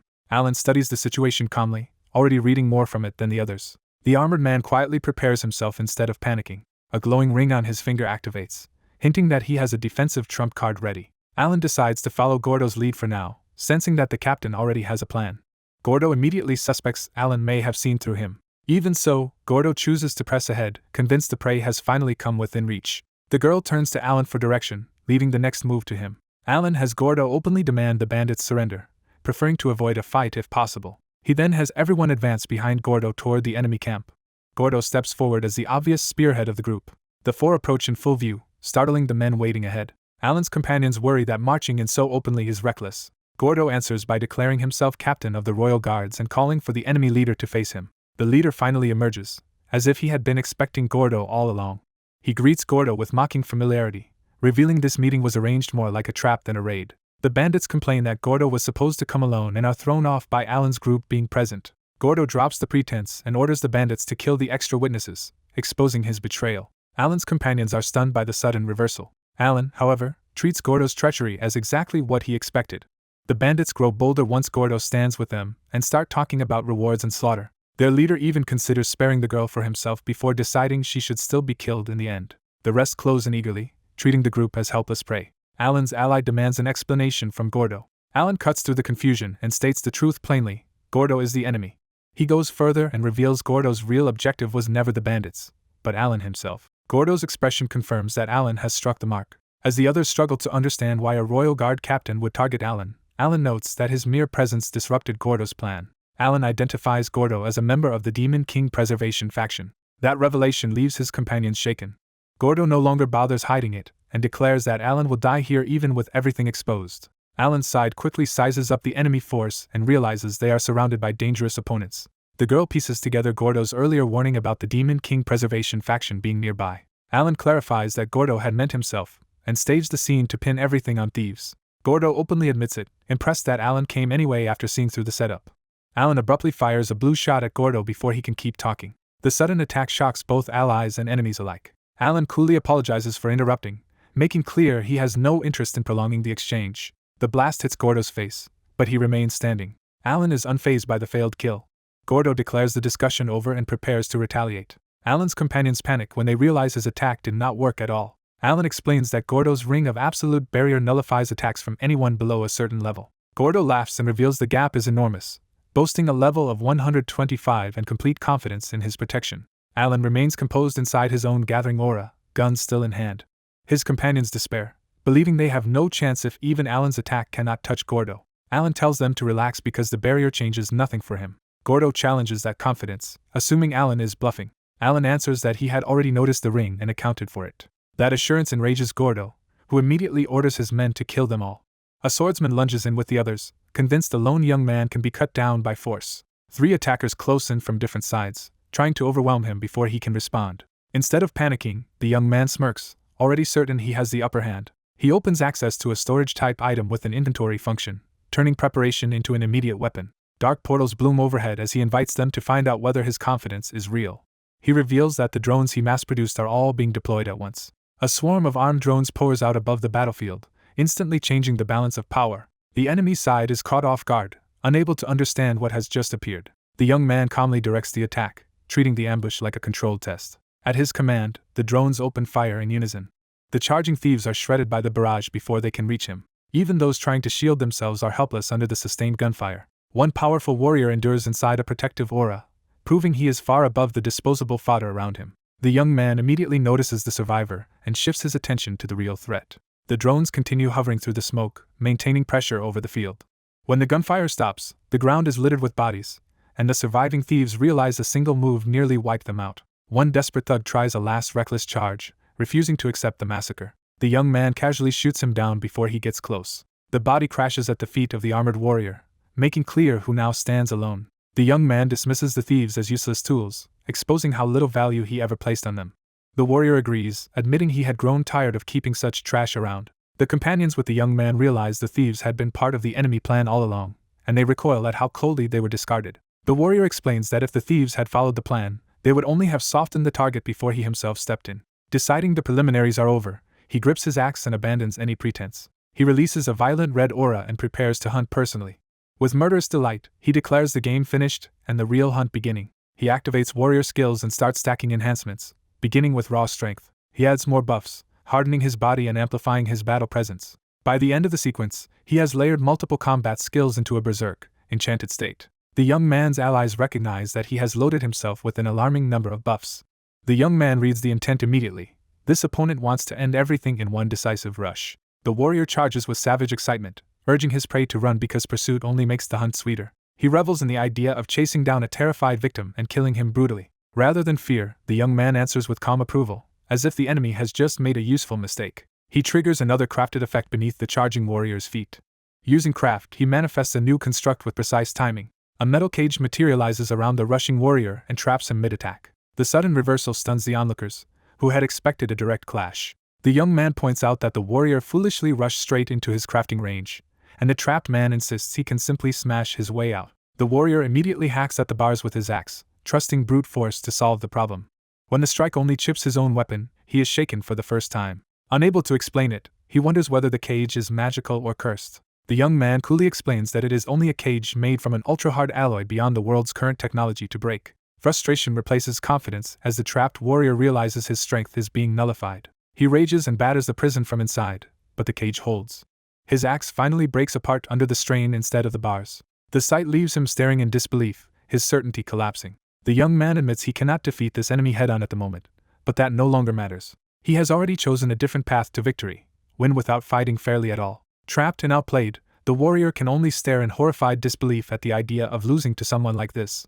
A captive warrior is told that in a fair fight victory would have been impossible, and that his defeat came from craft rather than strength. The young lord openly defines his method as making the impossible possible through cunning. Hearing that, the prisoner realizes exactly what kind of opponent he is dealing with. Nearby allies are stunned that Alan actually won, and praise him for pulling off the impossible. Alan makes clear the prisoner has no way out.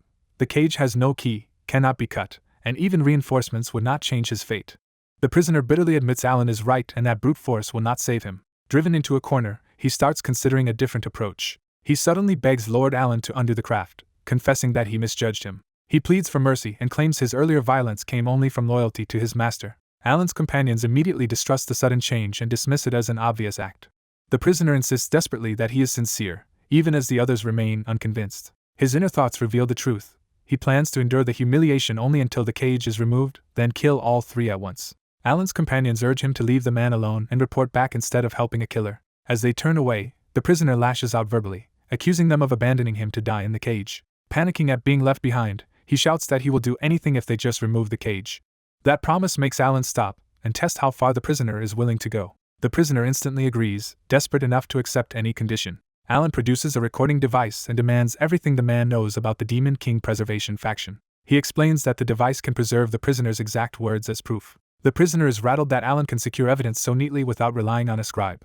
Alan presses him to start talking. The prisoner tries one last bluff, thinking that if he kills them later, whatever he says now will not matter. Even so, he still demands the cage be removed before he speaks. Alan refuses to be manipulated and says the cage will only come off after the full confession. The prisoner realizes his leverage is gone. He yields and agrees to answer everything first, still asking that the cage be removed afterward. Alan calmly accepts that condition. His companions protest that trusting the prisoner even that much is dangerous. Alan reassures them, tells them to watch the surroundings, and takes control of the interrogation himself. He also notes that the drones need fresh magic stones because they have run out of power and become useless metal. The two companions obey and move to stand guard while Alan continues. Alan remains planted in front of the cage, unshaken by the danger. With the recorder ready, he orders the prisoner to begin. The prisoner starts by naming the Demon King Preservation faction as the group behind the plot. He then insists on one crucial point. He himself is not actually a member of that faction. Alan immediately demands an explanation. The prisoner says he has no loyalty to the Demon King and was only ordered to kill Alan, an order he could not refuse. He identifies the true mastermind as Olivia. That name makes Alan's expression harden as the pieces fall into place. Alan's companions are shocked, because Olivia had relied on Alan to defend the town from the Demon King's army. Alan concludes that Olivia summoned him here as bait, and likely had the authority to command this assassin. The prisoner, now sweating, admits Alan has seen through the scheme completely. Alan confirms the implication outright. Olivia specifically targeted him. The prisoner reveals her motive, saying Olivia has been embezzling the kingdom's defense subsidies. He explains that Bayano, a frontline city against the Demon King's army, receives enormous military funding from the kingdom. That money is supposed to flow from the government into the city's defenses. Instead, Olivia has been siphoning off the subsidies and building up personal wealth while neglecting the country's safety. Alan coldly infers that the prisoner has also been taking a share of the stolen money, and the man can only weakly concede it. Alan reasons that if the Demon King were ever defeated, the city would lose its justification for those subsidies, and their scheme would collapse. When Alan asks how this story can be proven, the prisoner says Olivia's room holds account books and records that would serve as evidence. The prisoner reveals that comparing the genuine ledger with the falsified public accounts would expose a deliberate embezzlement scheme. Alan immediately recognizes the trick as double bookkeeping, while his companion struggles to follow. He reminds them that the public had already turned on the defense clan over heavy taxes, believing the money was being spent on protection. The truth, he explains, is that the kingdom had already provided enough funds, so Olivia was the one secretly making the citizens suffer. After hearing that, Alan coldly asks for the cage to be removed before anything else. The captive panics and admits the promise was meaningless because the moment he was freed, he intended to kill Alan. Alan accepts that confession without surprise. He decides the ledgers are no longer necessary and turns to leave, abandoning the bargain. The prisoner is stunned that Alan would walk away after extracting everything. Alan tells him that a deceiver has no right to complain about being deceived in return. As Alan and the others leave, the prisoner realizes too late that he was never going to be released. He finally understands that Alan never intended to honor the deal once the truth was out. The man screams after Alan, but Alan keeps going. When asked whether abandoning the evidence is wise, Alan says identifying the mastermind is enough, especially since the royal guards already know the truth. He then breaks clan protocol by splitting the team and orders the other two to report back while he personally makes sure Olivia cannot escape. Though uneasy, his companions accept the order and warn him to be careful. Alan promises that Olivia will be made to answer properly for what she has done. That night, the scene shifts to Olivia's residence in Bayando. News spreads that all 36 royal guards were detained for embezzling public funds, and 22 died in the ensuing clash while their captain vanished. The official blame falls squarely on Lord Olivia as the architect of the corruption. Alan confronts Olivia directly and lays out the case against her, including the real ledgers and the fake public records. Having finished his accusation, he asks whether she has any final words. Olivia can only tremble helplessly with a gun forced into her mouth. Alan mocks her inability to answer under those conditions and pulls the weapon back. The moment she can speak, Olivia begs for her life and offers to tell him anything. Her desperation becomes pathetic as she even offers to humiliate herself if that will save her. Alan cuts her off in disgust and refuses to indulge that display. Olivia drops all pride and pleads that her crime was only a lapse in judgment, asking at least to be spared. Alan finally offers her a chance to live. She clings to that hope immediately. Alan says her freedom depends entirely on whether her answers prove useful, and begins a formal interrogation. Terrified, Olivia agrees to cooperate. Alan first asks whether she was also behind the assassins who attacked him in the wasteland. Olivia denies it, claiming the embezzlement plot was the first time she had ever ordered an assassination and that she only learned of Alan because of the wasteland incident. Alan catches the inconsistency at once, because that incident was not supposed to be public knowledge. Pressed on that point, Olivia says she heard about it from an executive of the Adventurers Guild and from other nobles who already knew. Alan moves to the real issue and demands everything she knows about the other members of the so-called Demon King Preservation faction. Olivia hesitates and admits she cannot answer that directly. She explains that she knows nothing concrete about any other members. Alan answers her evasiveness with a warning shot at close range, making the threat unmistakable. Shaking, Olivia insists she is not hiding information and truly knows nothing. When Alan asks how she communicates with the faction, she reveals there is no actual organization to contact. According to her, people who oppose the Demon King's defeat simply act independently under a shared idea rather than under a real structure. Alan pauses as that explanation reframes the enemy from a secret group into a loose ideology. Olivia adds that not everyone targeting Alan belongs to that idea-driven camp. She points out that the guns Alan creates are frighteningly easy tools for killing. If such weapons spread, she says, the world could descend into chaos, giving many others a reason to want him dead. Alan dismisses part of that fear by noting that the guns intended for public distribution are restricted from harming people. Olivia counters that the mere existence of unrestricted guns proves deadly weapons can be made and distributed, which is threat enough. She concludes that Alan's enemies extend beyond Demon King loyalists to anyone who sees him himself as a danger. That possibility unsettles Alan, and he wonders whether the Holy Guardian name alone can still deter such people. Deciding he has learned enough, Alan says her answers were helpful. He then reminds Olivia that trying to kill him still carries a price. With a curt farewell, he appears ready to execute her after all. Olivia freezes in absolute terror as the gun is forced back into her mouth. Alan pulls the trigger. The blast makes Olivia believe she has been shot dead. For a moment, terror alone overwhelms her. Alan reveals it was only a cruel bluff, saying he cannot simply kill a noble lord whose public image still matters. He leaves her alive because he wants to avoid unnecessary political trouble. Alan warns that if she ever moves against him again, the consequences will be real, though she is too broken to even respond. Afterward, Alan meets the missing captain amid the aftermath, apologizing for leaving the cleanup to him. Alan asks whether he can trust the captain to handle the rest. The captain answers that Alan is his benefactor and, after witnessing his power, betrayal is neither wise nor desirable. Alan accepts that answer with a faint smile. The two part on cooperative terms. Later at Holy Guardian headquarters, Alan reports how the Olivia affair ended and apologizes for withholding what he knew about the Demon King Preservation faction. His superior tells him the fault lies with their own lack of preparation, not with Alan, since he was clearly no ordinary adventurer from the start.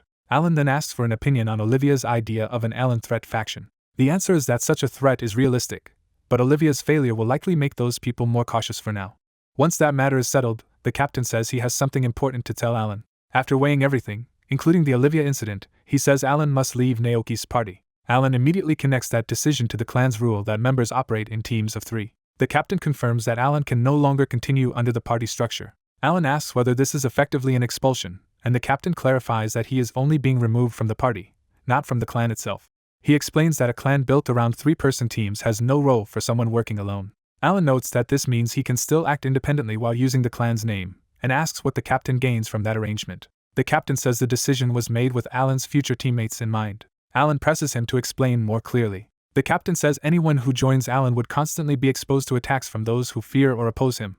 Avoiding that danger for ordinary members is the main reason for separating him. He bluntly adds that Alan partly brought this on himself by becoming such a singular target. If Alan had truly prioritized his own safety, the captain says, he would have spread the method of making guns to other crafters. Then Alan would no longer be unique, and the obsession with him would fade. Since Alan chose otherwise, the captain tells him to live as he sees fit from now on. Alan accepts the arrangement and thanks him, but asks again what benefit the captain expects in return. The captain admits there is plenty to gain. Alan waits for the real motive. The captain predicts that by the next day the binaural incident will be known across the kingdom. As Alan's fame rises from that scandal, the clan associated with him will gain recognition as well. Alan summarizes that the clan will gain prestige, possible promotion, and a boost in morale. The captain openly agrees and adds that he is the sort of noble who values honorable mutual benefit. He proposes a straightforward alliance in which he uses Alan's name while Alan uses the clan's influence. Alan studies the offered hand and the terms behind it. He decides the proposal suits him. The two seal their new arrangement with a handshake. Elsewhere at the Royal Capital training grounds, another group gathers around a newly finished weapon. A stern official apologizes for summoning the others so suddenly. He is joined by Mr. Hiroshi and Annette, who are already irritated by the demands of important people. The official says he heard the prototype was finally complete. Hiroshi cheerfully confirms it, and presents the result with pride. The weapon is an assault rifle modeled after Alan's gun. The official is delighted by the craftsmanship and immediately praises Hiroshi as the kingdom's top crafter. Hiroshi boasts that the rifle looks identical to Alan's because he copied it so well, and that its performance is flawless too. He insists the true value of the weapon lies not just in its appearance but in the sensation of using it. When asked what that means, Hiroshi tells the official to fire it and experience it firsthand. The official takes aim at the training dummies. Hiroshi and Annette watch with confidence. The official braces himself and commits to the test. The rifle unleashes a violent stream of shots that tears through the target with overwhelming force. The official is amazed that the firing speed feels just as good as Alan's original weapon. The ruined target proves the replica's destructive power. Hiroshi proudly explains that he embedded multiple high-grade magic stones, turning the rifle into a weapon that fires masses of magical power. The official then asks the crucial question of whether Alan's gun can be fully replicated after all. Hiroshi's confidence falters at that point. Annette admits that despite several days of analysis, they are already stuck and cannot reproduce Alan's true manufacturing method. The official concludes that if copying the gun is impossible, they will have to force the method out of Alan himself. He proposes using Hiroshi's imitation rifle as bait, certain Alan will not ignore a gun made by someone else. Annette sees the logic immediately and agrees Alan would investigate a weapon that should only exist through him. Hiroshi asks how they can possibly contact someone as unpredictable as Alan. This time, the official says, Alan's movements can be predicted. He bases that confidence on Alan's obsession with leveling and the fact that Alan is currently level 30. That means Alan should be drawn to the beginner exam. The official reveals he has already arranged for contact to happen at the exam venue. Since they are already there, he decides to introduce one more piece of the plan and calls for Rina. A young woman approaches the group. Hiroshi formally introduces her. She is revealed to be Rina, the daughter of Sainid. Rina gives her name with obvious self-assurance. Hiroshi recognizes her lineage and flatters her immediately. The official explains that Rina is not only beautiful but also an excellent adventurer at level 30 who is about to take the beginner exam. Annette realizes the plan and asks whether they intend to use the official's own daughter as bait. Rina dismisses Annette contemptuously and says she has no objection. She boasts that a scheme like this is trivial for someone as wise and beautiful as herself. Her father claims he would rather not involve her, but says a crafter of Alan's level is the perfect lure. Rina proudly declares that the matching crafter is obviously herself. Annette can only stare at the absurd vanity on display. The father explains the trap. If a fellow crafter like Rina possesses a gun that should only be craftable by Alan, Alan will assume she made it. Rina adds that if her beauty attracts him even before the gun does, that only helps the plan. Her father praises his own intellect and insists the strategy is unmatched. Hiroshi contributes his part by emphasizing that the bait weapon itself is flawlessly made. Rina contributes only more self-praise. Together they convince themselves that with beauty, deception, and the replica gun combined, failure is impossible. Annette is left wondering where she fits into this ridiculous conspiracy. At the Royal Capital beginner exam waiting area, crowds gather as the test is about to begin.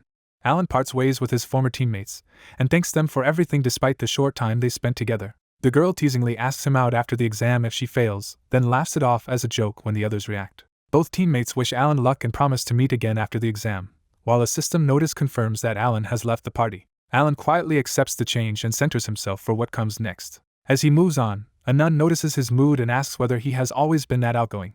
Alan recognizes the nun-like adventurer in front of him as Emma. Emma happily reunites with him and reveals that she has already reached level 30. Realizing they are both here for the same trial, she eagerly confirms they will be taking the beginner's exam together. Alan recalls that when they last parted, Emma had only been level 21, making her sudden progress startling. He openly marvels at how quickly she advanced and presses her for the reason. Emma teases him for being curious instead of answering immediately. She finally credits her rapid leveling to the firearms Alan gave her. Her method was brutally efficient. She repeatedly entered the wolf mine, killed the wolves near the entrance, and left. Pleased to have found him again, Emma proposes that they take the exam as a pair. Alan agrees without much enthusiasm, but he accepts the arrangement. Before they can discuss more, the hall is called to order. A guild official steps forward and commands the gathered examinees' attention. He formally announces the start of the beginner's exam. The official explains that the test will be a party battle. Each party will be randomly teleported into a designated arena and forced to fight until only one party remains there. He adds that parties may contain no more than 4 members. To keep the test safe, special barrier magic will convert injury into a measurable HP gauge instead of real bodily harm. Anyone whose gauge falls to 0 will be eliminated and automatically teleported out. Only the top 30 parties overall will pass the exam. Because everyone takes this test at level 30, the exam is meant to measure ingenuity and practical skill rather than raw level advantage. Alan quickly understands that aside from the simulated damage system, the exam will function just like the combat conditions in ZFO. That makes the beginner's exam feel less like a simple qualification test and more like a PvP tutorial brought into reality. Emma immediately sees the benefit of the no real damage rule and decides she can fire freely without holding back. Alan reminds her that her gun already has restrictions that prevent it from harming people, making her realizations slightly redundant. He turns practical at once and decides to secure whatever will best strengthen their party before the teleport begins. The official gives everyone 10 minutes to form parties before transport. With the explanation over, the examinees are told to begin their preparations immediately. The room erupts into frantic recruiting as adventurers scramble to assemble balanced 4-person teams. Away from the crowd, several guild executives from different nations begin quietly discussing the candidates. One asks whether any examinee this year looks capable of eventually defeating the Demon King. Another admits that the adventurers from his own country seem disappointing. A third says her small nation has only a handful of examinees, though one of them may still be worth watching. They note that Freya Kingdom has so many candidates that its guild can afford to produce at least one standout.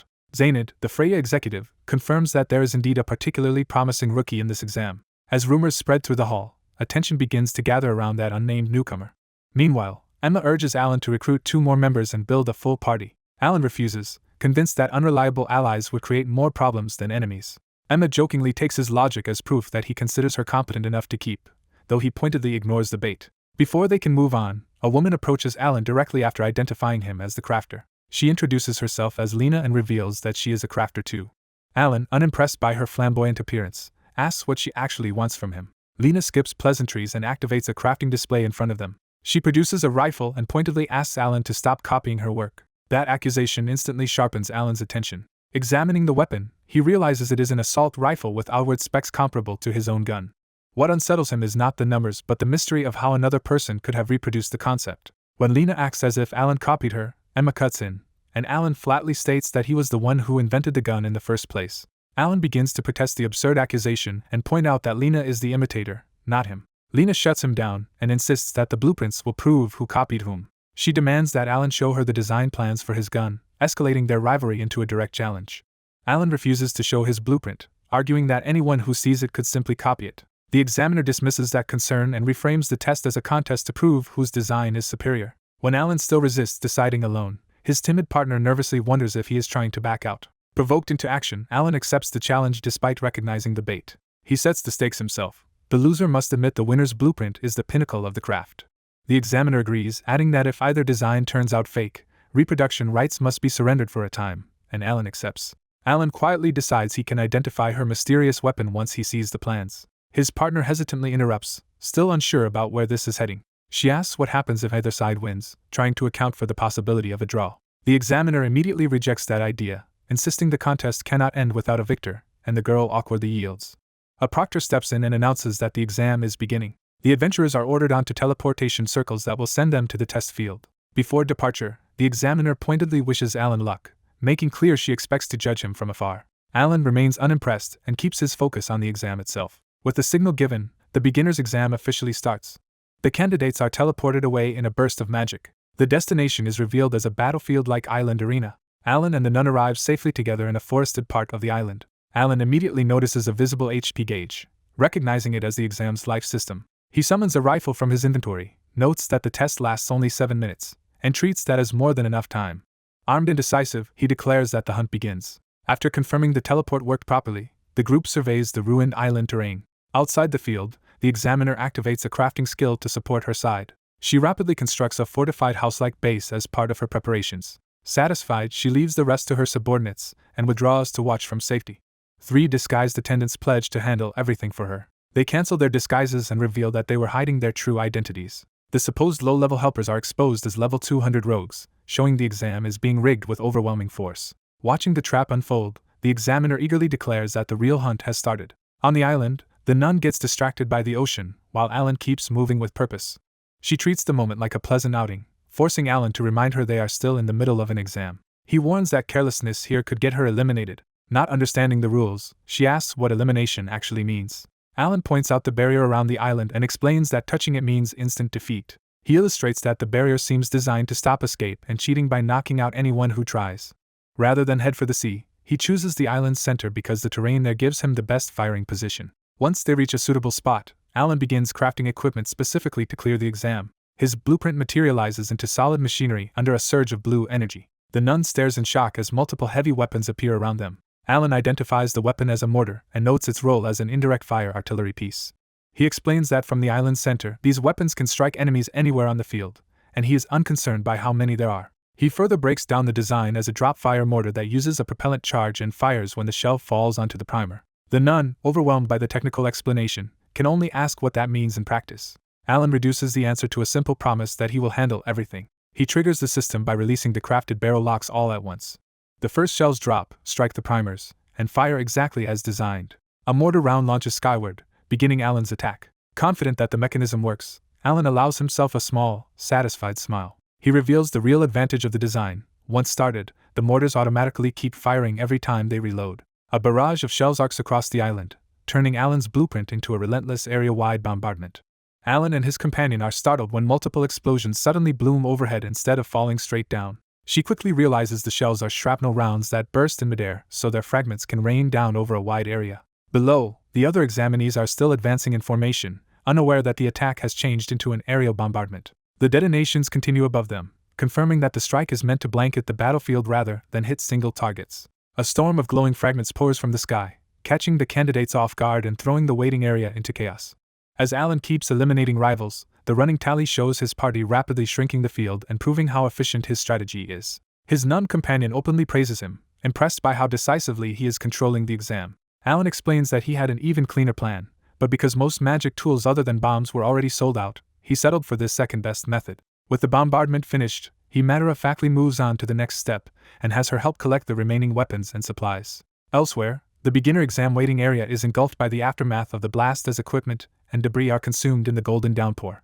The surviving participants can barely process what happened before realizing they were effectively removed from contention in an instant. Far away, officials observe the exam through a large scrying orb that displays the battlefield in real time. The proctors are astonished, recognizing that the young man is using an unusually sophisticated strategy for a newcomer. One observer is shocked to learn that the standout candidate is not a fighter but a crafter. A senior official confirms that the crafter in question is Alan. Alan is introduced as a highly promising newcomer whose performance is already drawing serious attention. Even so, the examiners struggle to accept that someone in a support class could wield this much influence over a battle. From what they can see, Alan's party appears all but certain to win this round, but one official cautions that competitions can still turn unexpectedly, hinting that the result may not be settled yet. Privately, he turns hostile and vows that Alan should enjoy his confidence while it lasts. He reveals the real threat.